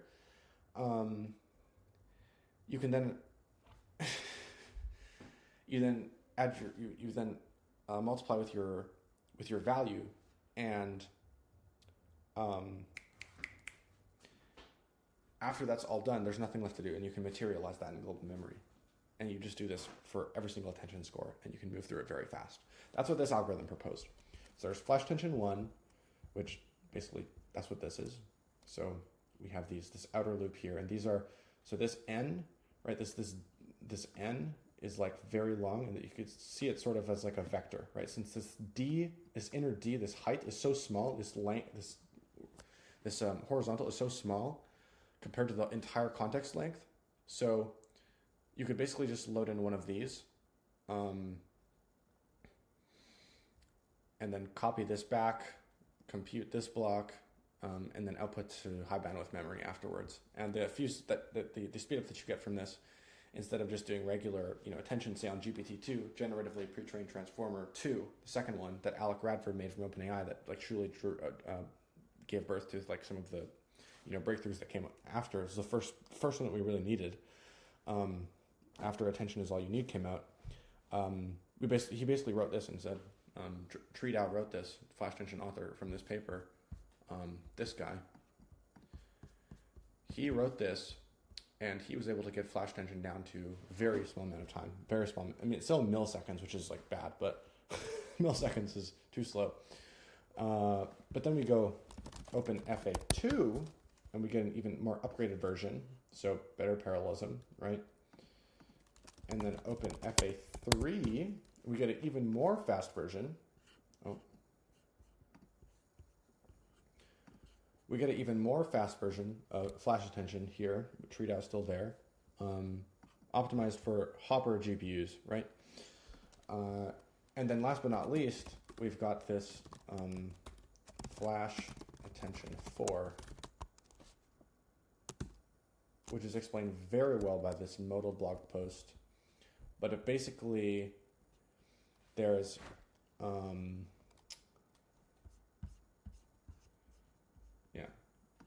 kernels are, so only Jensen knows what's going on there. That's funny. FA4 is written, and it basically improves, it improves performance on the B200. So this is designed for the Blackwell GPUs. Still, like, field is moving so fast, it's impossible to keep up with, but that's, I guess, some context on the whole CUDA ecosystem. Now we're going to take a step back. We're going to take a breather. I'm going to drink some water. And next up, since we've kind of gone over a lot of the kernel details and how the CUDA and Triton and AMD ecosystem maps out, we're now going to get into some of the training and inference projects that you generally want to use.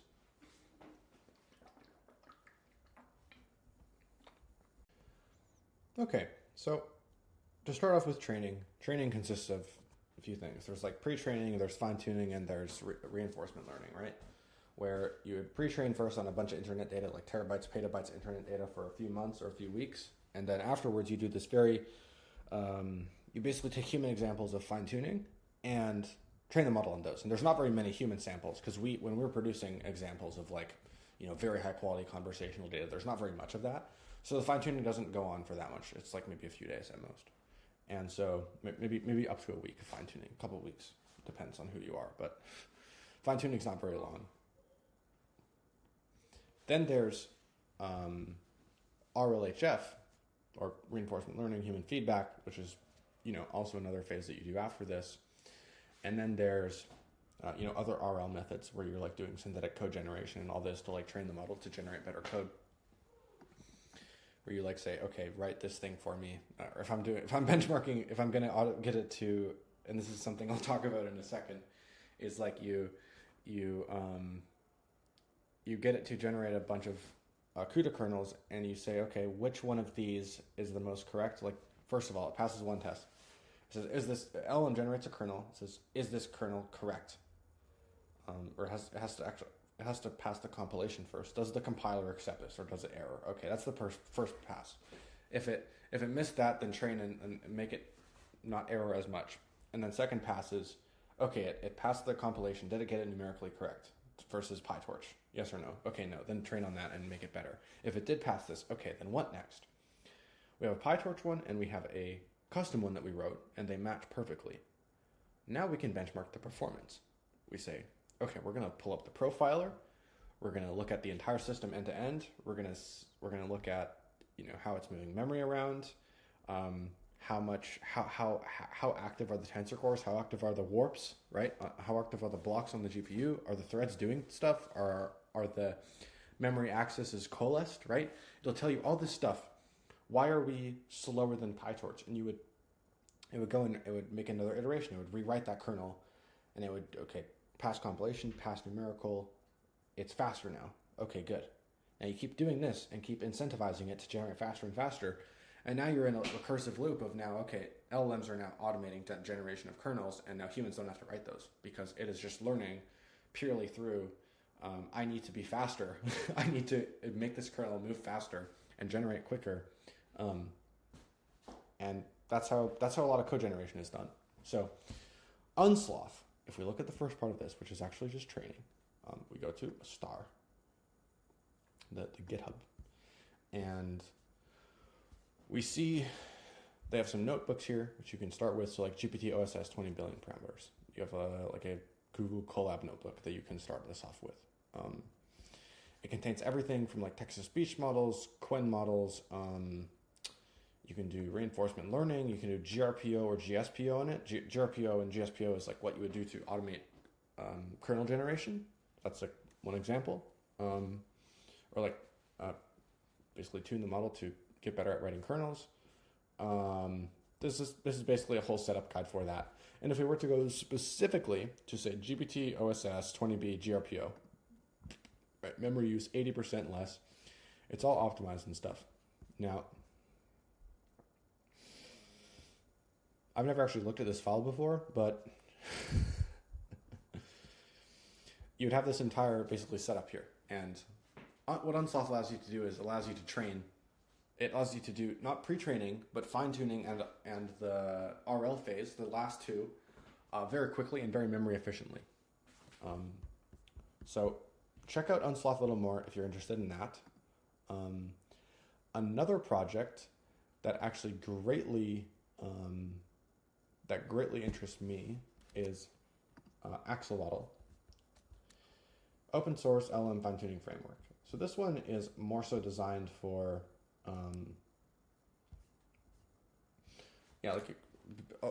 it's also a quick start. Like if I were to go and say, just quickly, if I were to go and ask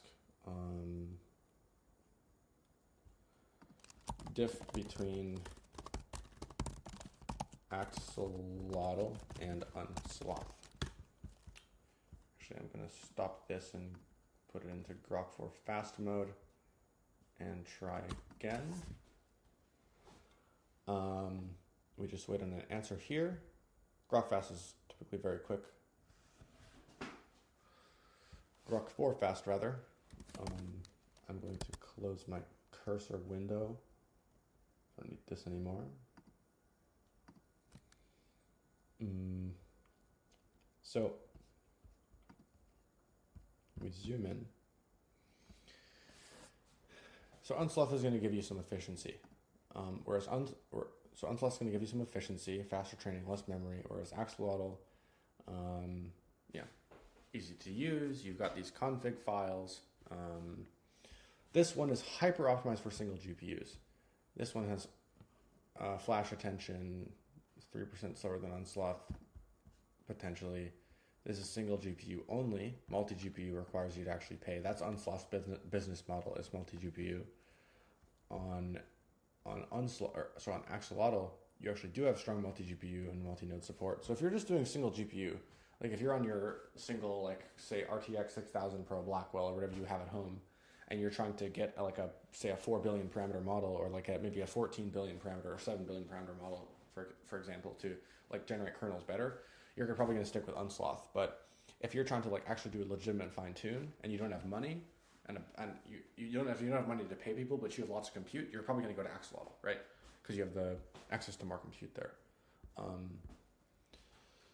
Beginners, researchers, enterprises needing these, and then users with limited hardware would be on this one. So I think unsloth is really cool, but Axolotl is might be more practical for some people if you actually do have some of those resources and you're really just trying to get things going quickly.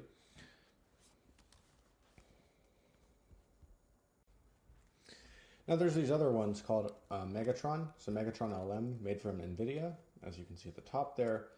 Training transformer models at scale. So there's Megatron, of course, and if I go to the actual official paper for this, Megatron LLM training multi-billion parameters using model parallelism. So very large models can be quite difficult to train due to memory constraints. So we illustrate this approach by converging transformer-based models up to 8.3 billion parameters using 512 GPUs at once. So this is very big scale, right? Probably bigger scale than any of us will actually ever train on in real life. We sustain 15.1 petaflops across the entire thing with 76% scaling efficiency. So basically just really good for scaling to very, very big training runs. That's what Megatron is good for. And then there's this other one called Deep Speed, which is also very crucial. Empowers ChatGPT-like model training with a single click, right? So what's the difference between these two, right? These look like the same. And so if we actually go and I ask this question is, okay, NVIDIA's Megatron LM and Microsoft's DeepSpeed are enterprise-grade tools, right? Optimal performance on thousands of GPUs. Megatron LM focuses on scalable transformer architectures. DeepSpeed emphasizes memory-efficient optimizations and distributed training libraries, integratable into frameworks like Megatron, Hugging Face Transformers, Axolotl. So DeepSpeed has a lot of optimizations that can be used into others. Interesting. So there's a lot of stuff, but if I really care about which one would I use it for, Megatron LM for a complete NVIDIA optimized training stack and layer DeepSpeed on top for memory breakthroughs. Hold on. No, let's ask, what are the edge cases where using, or what are strong cases where it is obvious to pick one instead of the other? And Grok is going to go look this up for me. Cool. Highly complementary, interesting. So combined and hybrid setups like a Megatron DeepSpeed for trillion parameter models, but certain scenario make it obvious, make one pick. So NVIDIA GPU clusters only, Megatron, resource limited environments, DeepSpeed, right? So there's memory management with there's this thing called the zero optimizers,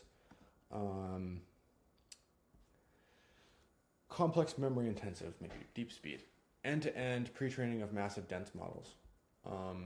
So there's specific cases. NVIDIA has very much built up their own repos for when you want to specifically work with them, like Tensor RT LLM for inference, or Tensor RT for like a Jetson Nano, will be very fast for NVIDIA chips only, right? NVIDIA's built up their own stuff there, which you have to use their code. Other ones aren't necessarily bad. It's just that if you're specifically working with NVIDIA stuff, which I mean right now everyone is, then you would probably use Megatron and then maybe stamp DeepSpeed on top of that if you can. But this is kind of what the training ecosystem looks like. Very cool. Now let's go into inference. Okay, so I did miss one thing, which is as a part of training, this is not really a training infrastructure thing. This is just an educational example, which a lot of people are looking up to. So this is NanoGPT built by Andrej Karpathy. This guy's really, really cracked. He basically tests the full self-driving. Like Elon Musk directly hired him out of Stanford and basically was like, go solve FSD for me. And he did that in like a couple of years or something. And then he went to co-found OpenAI after. Or I don't know, there was something in between there, but basically, yeah. He one of the co-founders or founding engineers, whatever, OpenAI and Tesla guy built this just to like teach people how GPTs are pre-trained. So it's a pre-training repo, very minimalistic. Basically goes through like how do you train on one GPU, two GPUs, hold like multiple nodes, this type of thing. Very good for learning how training works. Very simple. Like if you go to, for example, like model, you'll see like the model architecture of it. This is how a lot of like things are structured. Is you'll just see like, okay, well this is layer norm. Right? You'll have like a weight and a bias parameter, and you'll have like causal self-attention, where you like do your you have your you compute a query key and value, right? You maybe use flash attention. PyTorch has this built in, right? Or you could default to normal attention, like the naive version of attention, which is you're going to do your Q multiplied by K transpose, and you're going to scale that by the the inner dimension there from K, And that's like just essential to basically do this scaling to prevent gradients from exploding during backpropagation. Then you have this masked fill, which basically says that we're going to triangularly mask everything out so that this token can't attend to ones in the future when it's computing its like certain values. It basically prevents you from looking ahead while training. When we're doing pre-training, we load in basically a chunk of text. Say I load in 8 characters from a pre-training data set, or 8 tokens. What that means is I'm basically going to calculate a loss on this entire block. And then what that means is I'm going to say, okay, well, let's look at the first character out of the 8 and see what it would predict next. And let's look at the 2 characters and see what that would predict next. And then 3 characters and what that would predict next. And what you do is you say, okay, well, instead of giving all of the characters, and then what would you predict next? Because the answer is already there. It already has info about that. It has the query and keys, and it has every piece of info about that character. So you don't want to let it look ahead and cheat by looking at that, because it will just win. Right, so you want to mask out the other ones and say, oh, you can't look at these, but you have to predict what the next one is in that sequence. And that's why you have this like triangular masking, as you see here. So,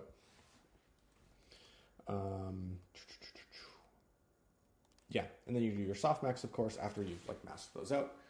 Your softmax will, obviously the first one, the softmax will be 1, because if it's a probability, the first one will be 1, and then this one will be like split, add up to 1, add up to 1, add up to 1, in this staircase. Each row will add up to 1 as per softmax. You're going to do this attention dropout, which basically says, okay, we have this dropout parameter, which might be like 0.1 or 0.2 or something. Just basically set that percentage. So like 0.2 was 20%. Set 20% of neurons to just 0 and blank them out. And that will help basically, you can think of it as we sort of add noise to the network and make it not see certain things, and sort of purposely slow it down, so that it learns how to generalize when there's like noise added to the equation, and that will help it generalize better. And then you do this final attention scores with the dropout times the values, and then those values will be like, okay, what do we actually want to like keep? What is important here? And then that'll be the output. You will do, that's like it's a forward self-attention. MLP, block everything is just contained in here. Very minimalistic. It's like 330 lines implementation of GPT-2 architecture, like pretty good. And then recently, he released this thing called NanoChat, Karpathy NanoChat. So this was released like a few days ago, yesterday, 33 minutes, yeah.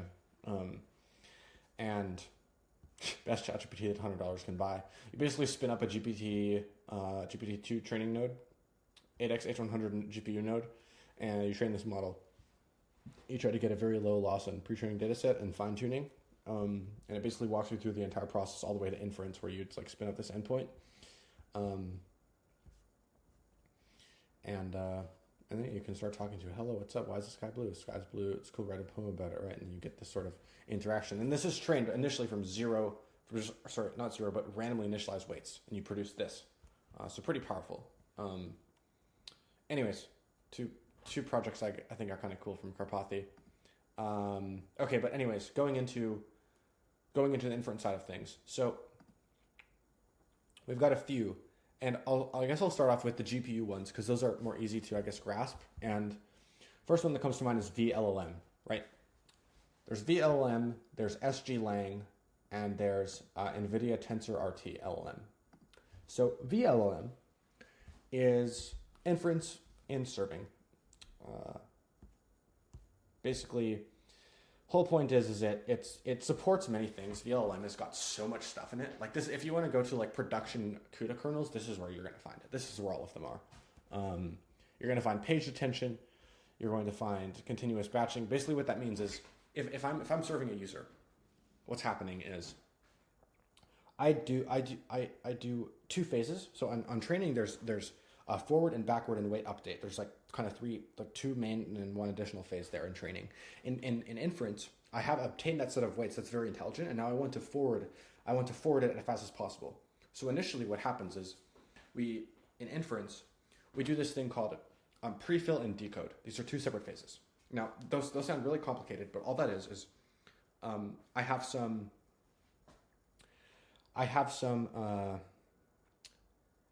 queries, keys, and values in attention. And so when I compute the keys for a given token across all the different attention heads across the entire network, and I know this is like difficult to visualize, but bear with me. You compute those keys only once, because I have the token, I have the key for this particular thing right here, and that's not going to change. If we just do a pass again, we're just going to recompute that. So what we do instead is we store that key, because a single query is like the next token is like, query is like what am I looking for, right? So what's going to happen is I'm going to have this query of basically what am I looking for, and I'm going to have all the keys of the past that have information that I can take. And so the query vector is going to multiply with the entire key matrix, which is already materialized. We have, like, say, I throw my code base into a cursor, and I throw a bunch of code files into it, and it has all these code files in the context. What will happen initially, the reason why it doesn't like instantly just spout out tokens is because it's doing this prefill phase. All that is it's just computing the keys and values, because the values are the same. I've obtained, attention scores for this row, for how the query is attending to all these keys. And then I do the same for values. So after I've obtained these, I say, okay, which of these attention scores do I want to do stuff with? And so this ends up going back. And then I have my values that are already pre-computed. And then I get another output vector from that attention. So this is what this is optimizing. And when you're doing single user request, aka batch size 1, which is one element in the batch, that means it's just a vector, right? That's all it is, just a vector flowing through as quick as possible. So it's a GEMM, a matrix vector multiplication. That's what that is. But when I'm doing multiple users, maybe I should step back to decode. So prefill is when you've pre-computed keys and values for every single attention head. And you don't have to recompute that, and you just do prefill once, and it's very compute intensive because you have very, very big matrices, very big context window, lots of computation going on there, lots of GEMM kernels happening, lots of GEMM kernels happening because you have all of the queries and all of the keys of all the tokens, and they're all interacting with each other. You get this big attention thing that happens here, and so we compute those, right? Compute those for the entire network, and then once those are materialized, once those queries, the query will change each time because each time there's a new token. There's new stuff that we're trying to, their query about, look up, right, from other tokens. So that's going to change each time. But the keys, what do I contain for each token? That doesn't change because it's the same token, right? Those don't move around. You can even look at the shapes of this, and the shapes are consistent. But decode phase is where I've computed this, and now I have this full materialized key matrix, and I have a query, and it is going to do a GEMM instead of a GEMM. And it happens very fast, right? Because GEMM is very big, GEMM is very small, just one vector, like with each of these column vectors, and then next. It's like very quick. However many of column vectors, it's like how much time it's going to take. And so that's what decode is. That's when you're decoding. The decode phase is very quick. So it's going to prefill, take like a second or two, and then just start spewing out tokens very fast. And so in here, this idea of continuous batching means this is a very, not continuous batching, but when I have a bunch of users requests, like let's say I have batch size 4, I'm serving 4 users at the same time, and I don't know how long those requests are going to be, right? Because I could say just instead of having a vector here as the query, I'd have 4 vectors, right? And it's sort of like a mini GEMM, if you will, like 4. 4 is not very much, so it's basically just another GEMM, but slightly bigger. The issue why that doesn't work is because those sequences might finish at different lengths. So this one, if I'm saying hi, how are you? It might go life is good. I might spew out 50 tokens at the other end. And then I might have another one where users asking them to refactor your entire code base in one shot. And then it's going to just generate 10,000 tokens. And so you've got this one that ended at 50. Then this other one that's all the way astronomically far away that's generated 10,000. And so when you're computing, you're still calculating, even though these values don't matter past 50, you're still computing them. So you're wasting computation. And so these inference engines solve this with very clever techniques. So you get those. You get continuous batching of requests. So basically, I'm trying to maximize the amount of basically throughput that I'm getting. Throughput is how many tokens per second am I processing? Not just in total. Sorry, not just one user request. That's latency. How quick latency is when I can get one user request to finish. How quickly can I time to first token, the prefill stage, time to first token, where I do the entire prompt. I compute that, I cache it, and then how long does it take till I get the first token? That's prefill time, and then the tokens per second is like the latency. So how quick am I decoding after that's time to first token? That's like latency problem. But if you have of your high throughput system, that means in total the amount of tokens you're computing is very high. Because if I do just regular GEMM V, right, then the amount of compute that I actually do in like a single one of these, where just one vector, it's like not that big. But if I have like a lot of user requests, like 250 or like 1,000 user requests, then it's a very big computation. And although it's going to be slower to do it, it's still more efficient on the GPU. I'm getting more total floating point operations per second done because I'm leveraging those tensor cores instead of just like a CUDA core level. Like a tensor core isn't going to work with a vector and a tensor or a matrix. It's going to work with a tensor and a tensor, or a matrix and a matrix, or some combination of those. It doesn't use vectors, right? So we go down to CUDA cores and we lose efficiency because of that. So ideally you want very high batch size, gives you the highest throughput.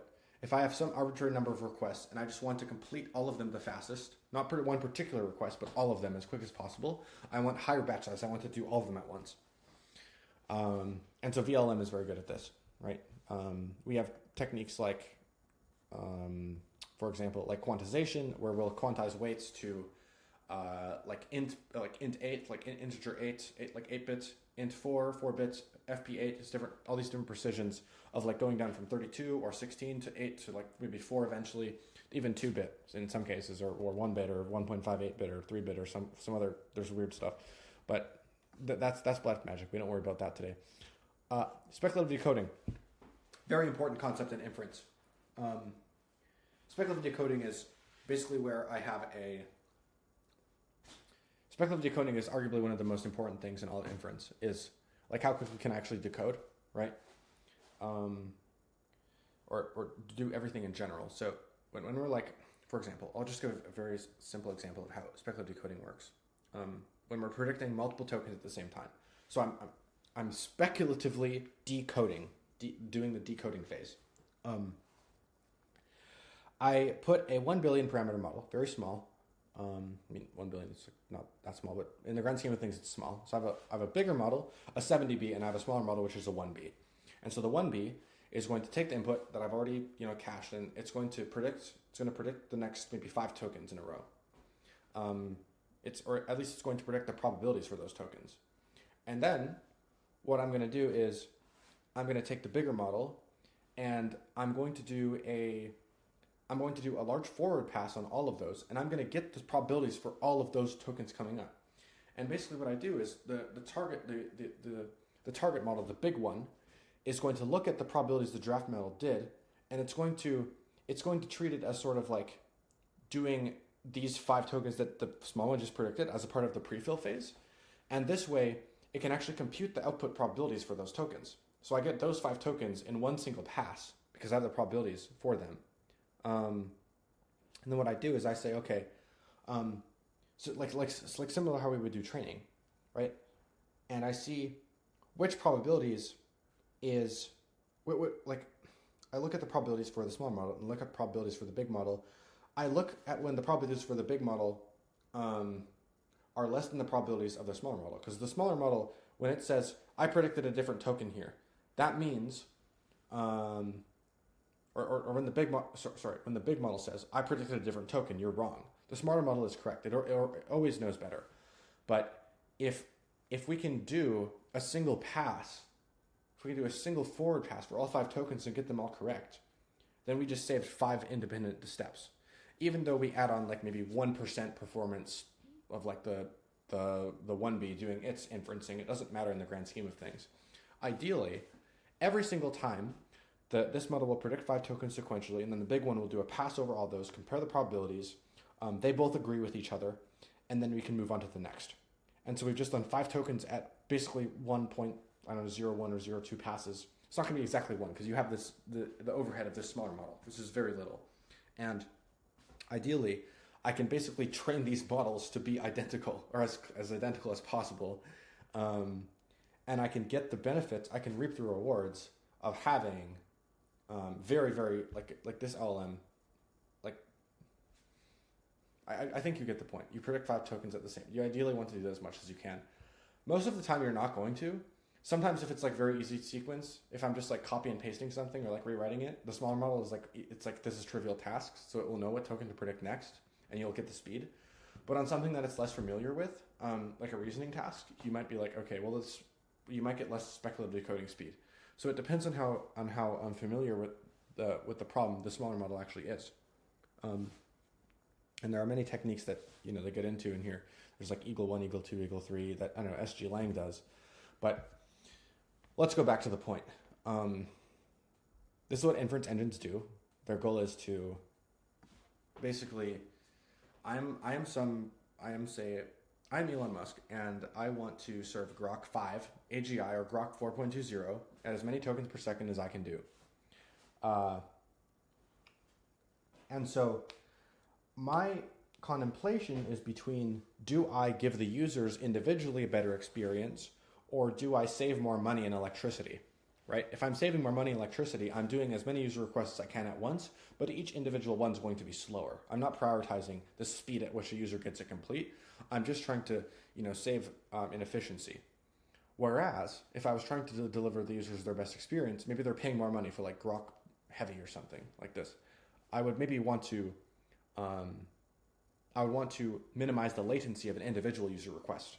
So since maybe number of users for like Grok 4 Heavy, they're paying $300 a month or $200 a month is going to be way lower amount of people.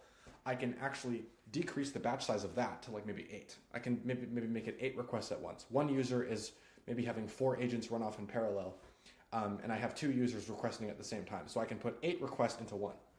And so now I'm serving like 2 users basically, and I'm getting batch size 8, which is going to be way lower latency than a typical like maybe Grok 4 fast serve, which is going to, although it's going to run very fast, it's probably going to use something like batch size 32. It's going to be much bigger. And it's that my total tokens per second for a single user is going to be much lower, comparatively speaking. Now, this is the common problem with inference engines, is like, which one do you want? And you have to kind of find the balance there of like latency and efficiency and throughput. And different engines handle this problem differently. SG Lang, aka structure generation language, is an attempt to solve this. So fast serving for LLMs and vision.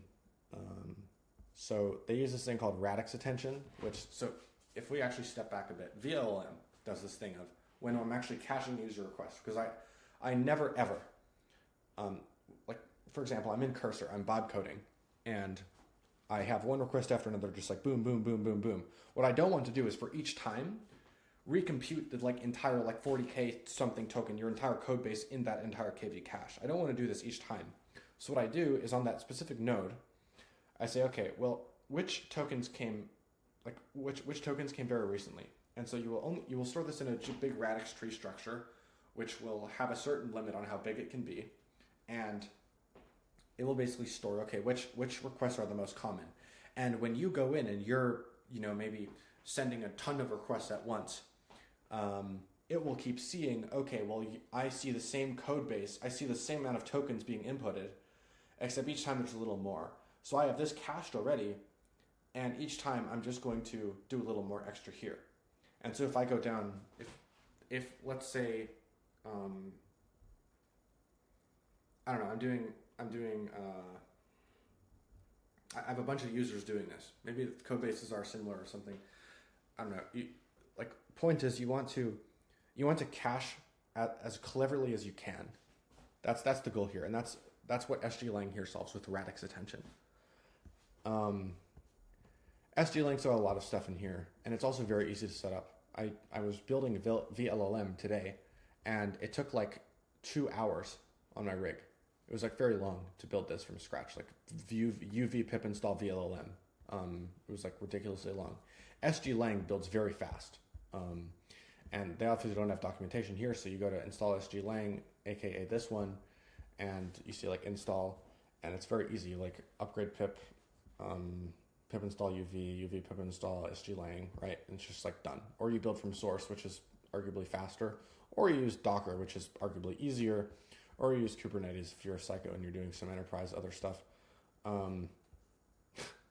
They have everything in here, so it's a very, very simple guide. They've got like quantization, speculative decoding, hierarchical KV caching. I mean, inference engines, like no one can really keep up with these. There's just so much stuff going on here. Unless you're like dedicated inference engineer working on this, like you probably won't know everything that's going on under the hood. There's a lot happening. So don't expect to like understand this all at once. I don't even understand half these things. But yeah, SGLang is being built by XAI right now. So Grok is served on that. If I go to actually SGLang source code, you'll see, if I go here, for example,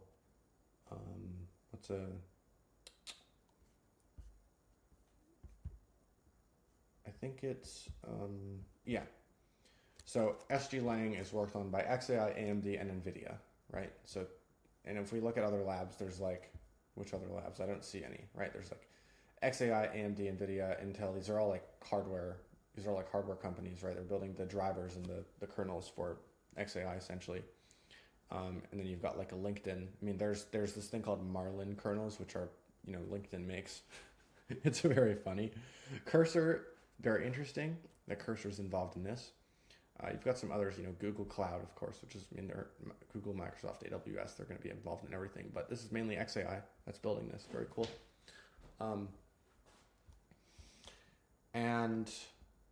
If we were to say go to other ones, so a new inference engine, or not a new one, but this one is similar to how we were looking at Megatron LM earlier for training. This is the simple. This is the same case for inference, right? It's built by NVIDIA. It runs fast on NVIDIA chips, H100, H200, B200 chips. It's very quick, up to 40,000 tokens per second on Llama 4, right? So pretty insane. And so they've got their own things. Inference engines are, you know, universally like basically the same stuff. Setup process is different. You can serve the same models on them. That's just like kind of the main three there is VLLM, SGLang, and NVIDIA TensorRT LLM. And then of course there's like a TensorRT, right? Not LLM, but just TensorRT for if you want to serve like, for example, computer vision models on a drone. If I have like an NVIDIA Jetson Nano and I want it to go in, for example, say I have like sprinklers attached to it or a fertilizer, and I want the drone to go over the farm, and I want it to like water the plants that need watering the most, or give fertilizer to the areas of the farm field that need the most. And so I would put my computer vision network on there that's trained to look at maybe infrared or some other detail on the grass very quickly and instantly. With TensorRT, I can get a signal as to how much fertilizer or sprinkler I should be doing at that specific microsecond or millisecond on the flight journey, right? And so that's what TensorRT might be used for example. And then you've got other ones that are designed for more modern GPUs. So XLLama V2, there's XLLama V3, there's some upgrades that XLLama V3 has, which I'll let you look into as a little assignment. And then there's like Llama C++, where this is designed to more so run on CPUs. So if you have like a CPU and you don't have a GPU on for whatever reason, it's like you can use Llama C++ and you can still run it pretty fast. So that's basically all the inference ecosystem. This is it. We finished. This is You just fetch a model from Hugging Face. Basically, go here. Let's say, for example, I don't know what's a good model. Maybe say I want to serve GLM 4.6, and I've got two freaking or I've got an 8x B200 node, and I'm trying to serve this model. Like, I could just plug this into like VLLM or TensorRT or SGLang and just like poof, just like that, and the model maybe in. I don't know. It'll download the weights first. It'll cache the weights on the SSD or the drive, whatever you're using, and then it will load that all. It will quantize it, do whatever you ask it to do, and then it will just serve that on an endpoint. You can make API requests to that endpoint, and then you're now serving this model on your own GPU cluster. So you just take literally this thing and you just say, this is the model I want to use, boop, and you click play. There's kind of a interesting, I was looking at some blog posts on differences between different, inference engines, like SGLang, VLLM, TensorRT. So like design focus, key strengths. So like SGLang would have low latency for individual user requests, efficient token generation, right? Because we're going into more a world where there's lots of tool calling and there's lots of caching. The pre-fill phase is like slowly taking over the world, and so they include this in here. VLLM has got, so if you're doing massive amounts of user requests, you've got very high throughput and quantization. Like everything supports quantization, but VLLM has the best support, arguably. TensorRT-LLM is best optimized on like NVIDIA GPUs universally. So you're probably going to get just all around better performance on NVIDIA GPUs if you use TensorRT-LLM. Whereas if you're using like Google TPUs or something, or if you're using like AMD, you might be better off with one of these. But yeah, you've got like latency, throughput, and concurrency. So as the Timless request increases, these are basically inference categories. And so you're like, which ones do I want? You've got this trifecta. It's like, which side do you sort of lean more towards? And that's a business choice at the end of the day. Now, I would like to take you through a journey of some of the new things, at least in some of the low-level infrastructure that I particularly find very cool.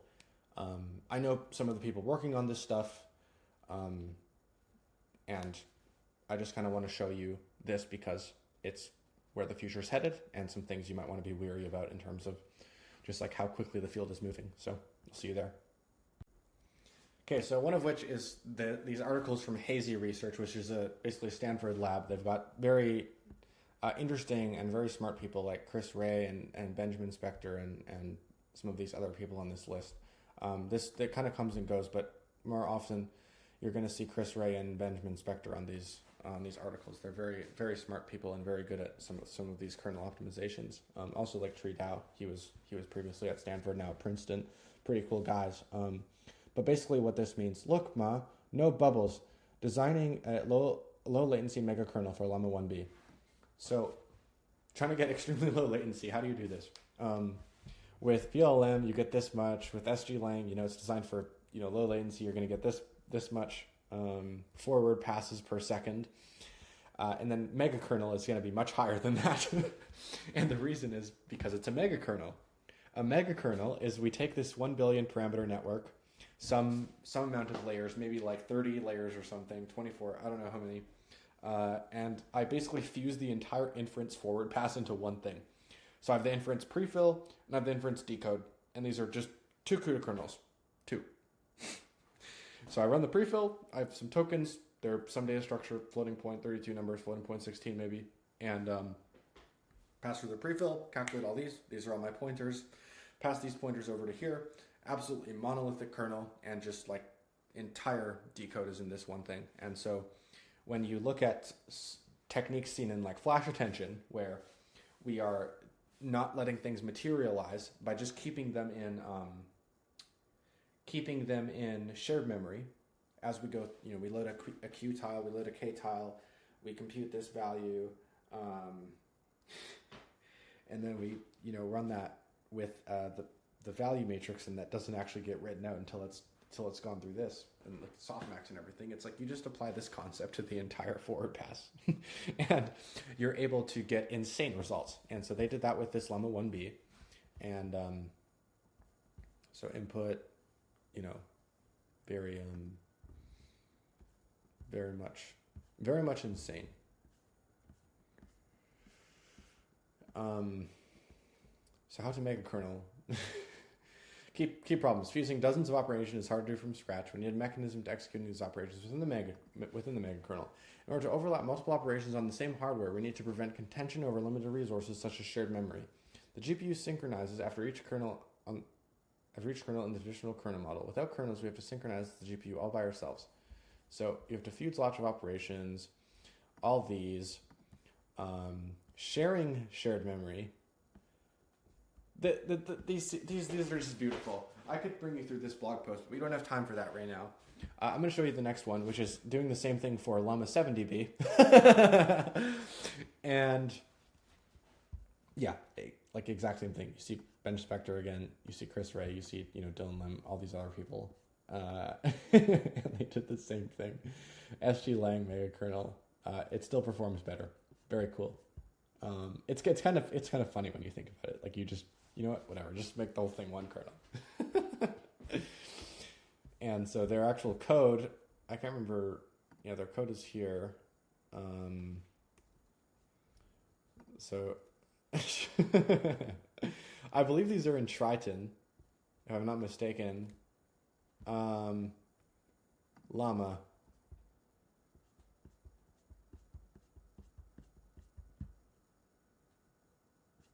Yeah, I don't understand what's going on. Okay, next. So there's this very interesting. There's this dichotomy which has faced me recently. Of okay, well, why do we want humans to be generating kernels when we could get either LLMs to do it for us, or the compiler to do it for us? And an example of LLMs doing this is like Mako. So Mako is unlock peak GPU performance. Point here is you have 3 branches. You've got actual kernel skills. So when you're building this up, you're like, okay, can you understand the kernels? Can you see? It's like when Google built like AlphaGo, right? You're looking at this one move that it makes, and you're like, what? I've never seen this before. This looks like a blunder. And then it actually won at the game. This move actually won the model of the game, and it discovered this. And so you as a human need to go in and basically dissect why that worked, right? You need to understand, like, okay, in order to keep pushing these models forward and not letting them plateau out, you need to understand what they're actually coming up with. How you can actually, give it example kernels to write. Just kernels in general is a required skill here. Another is learning how to work with agents. So when I have an agent, the agent just isn't going to it's not going to do one LLM request. It's going to say, well, here's our problem. Here's different system prompts maybe we can try. Here's we're in this loop of like, okay, we do 8 passes, maybe 6 of them passed the compilation, 2 did, and out of those 6, maybe 1 of them was numerically correct, and it was much slower than the PyTorch one. So being able to like isolate this and then be like, okay, well, let's profile that one, understand what it was missing, and then upgrade it, right? And then update the weights along with this, and then get 8 new kernels that are similar to this one and be slightly better, and then try to improve it and improve it and improve it. And so you need an agent in order to automate this workflow and just have it running 24/7 and just improving. And to actually do the improving part, you then need to measure. You then need to measure how good a kernel itself performs. And you need to feed that into the reward function, basically say, okay, how shit did you actually do at generating this? Or how awesome did you do at generating this kernel?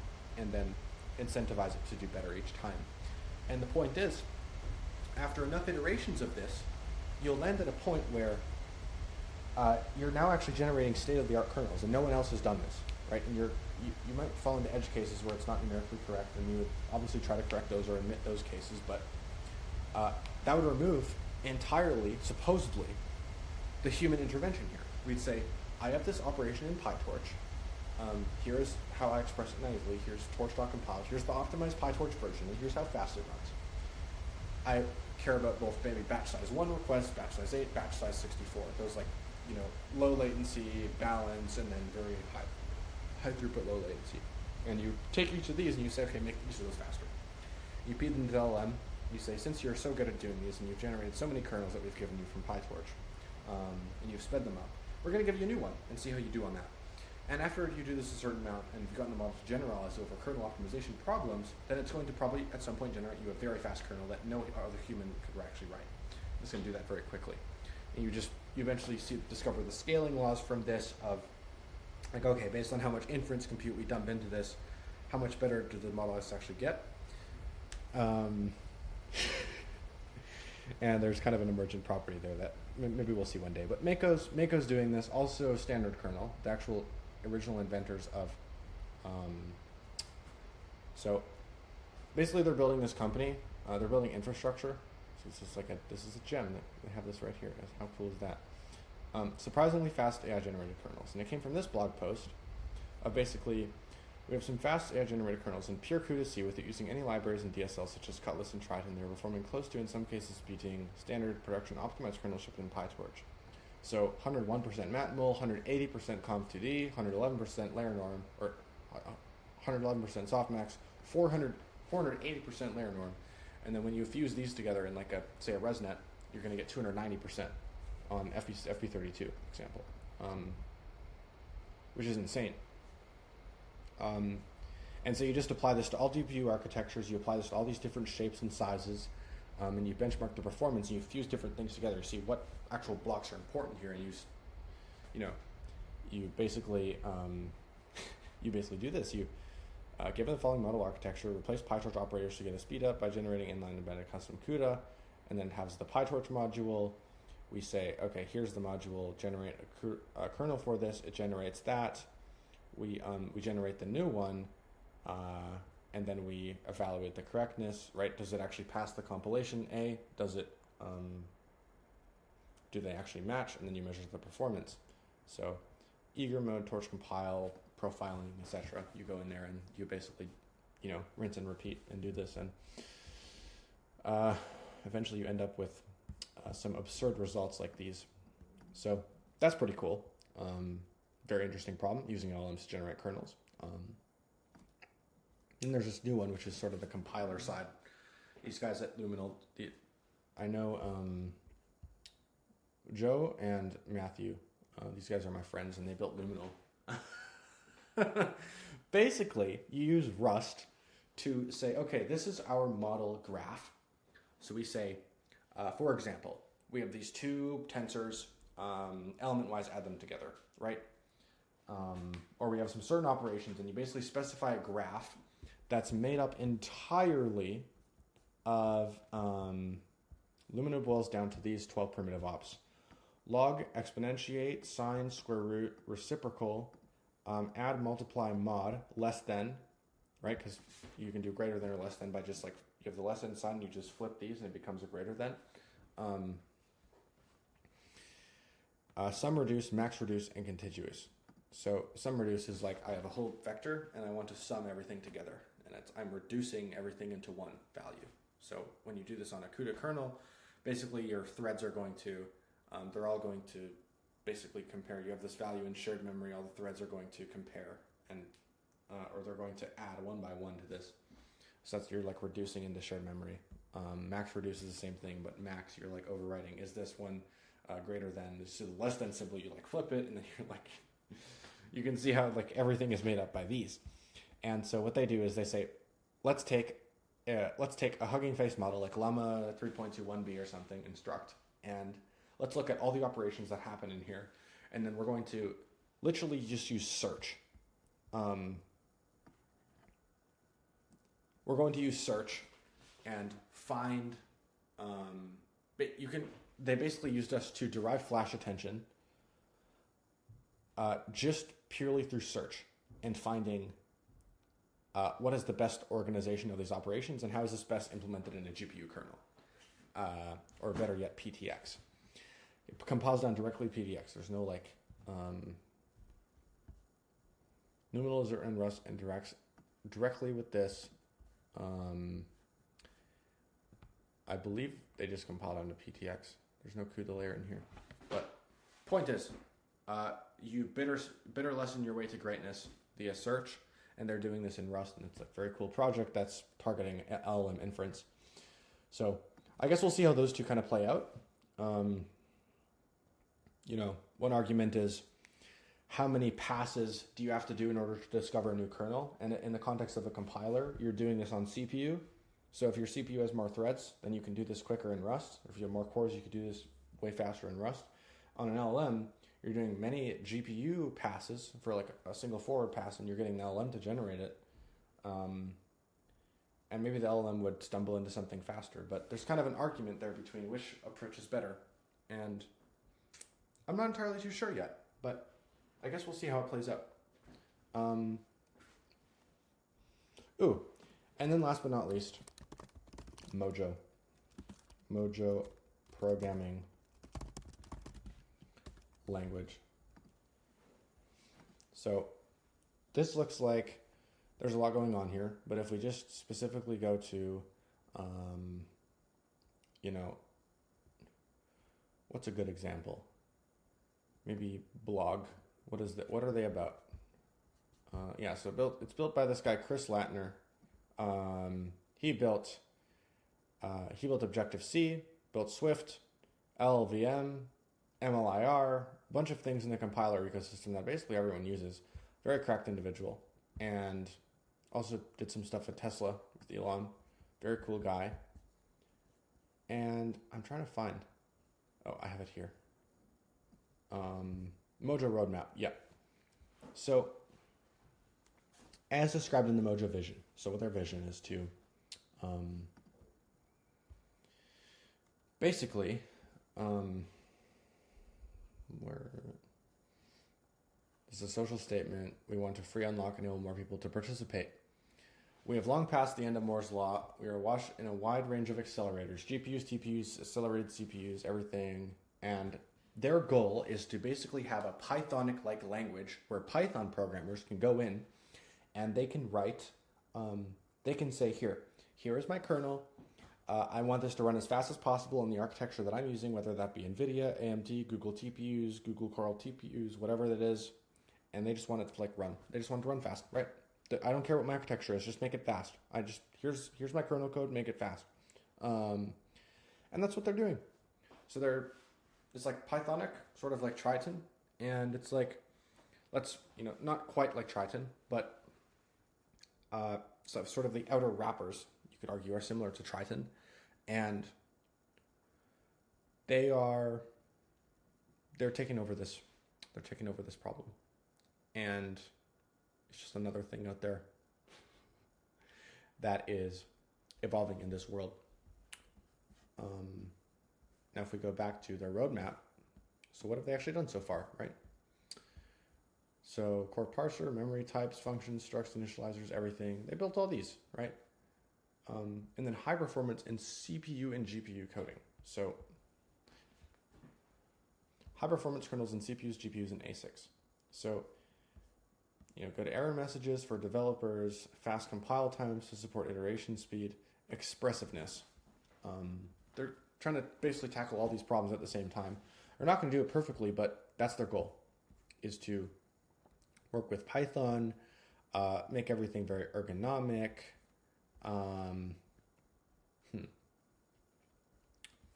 compile, and then their systems application programming. I mean, you can still serve models with Mojo, which is very cool. So if I were to, for example, get started with GPUs, and I wanted to, let's see, a tutorial. Get Llama 3 on GPU, right, with Max, which is part of their modular Mojo Max platform. So I would install UV, I would UV init this one, CD in there, UVVNV or source it, UVPip install modular, and then to serve it, I would just go max generate, and then I'd specify the models. So Llama 3.18b instruct GGUF format, prompt, what is the meaning of life, max length 250 tokens. And it's just like, boom, now you're serving a model. So they have this supported, which is pretty cool. But in terms of the language, which is, I think, where a lot of people are fans of, that's still in the works. But they're doing a pretty solid job. So that's just kind of some things that, I've previously built a Mojo course on Free Code Camp, which at this point is extremely outdated, and I don't recommend you watch it. It's just like literally the week that this thing came out, I made it. And ever since then, they've made like an absurd amount of changes. It's just not even relevant anymore. But yeah, automatic kernel generation, Luminal, and then some of the problems that Mojo is solving, I think is pretty cool, and I kind of wanted to share that with you. So that's it from my end. Thank you for sticking around to watch this. I hope you got something from it. Tried to, be somewhat efficient, but I imagine I did go on some tangents here. So yeah, take care. Thank you for watching.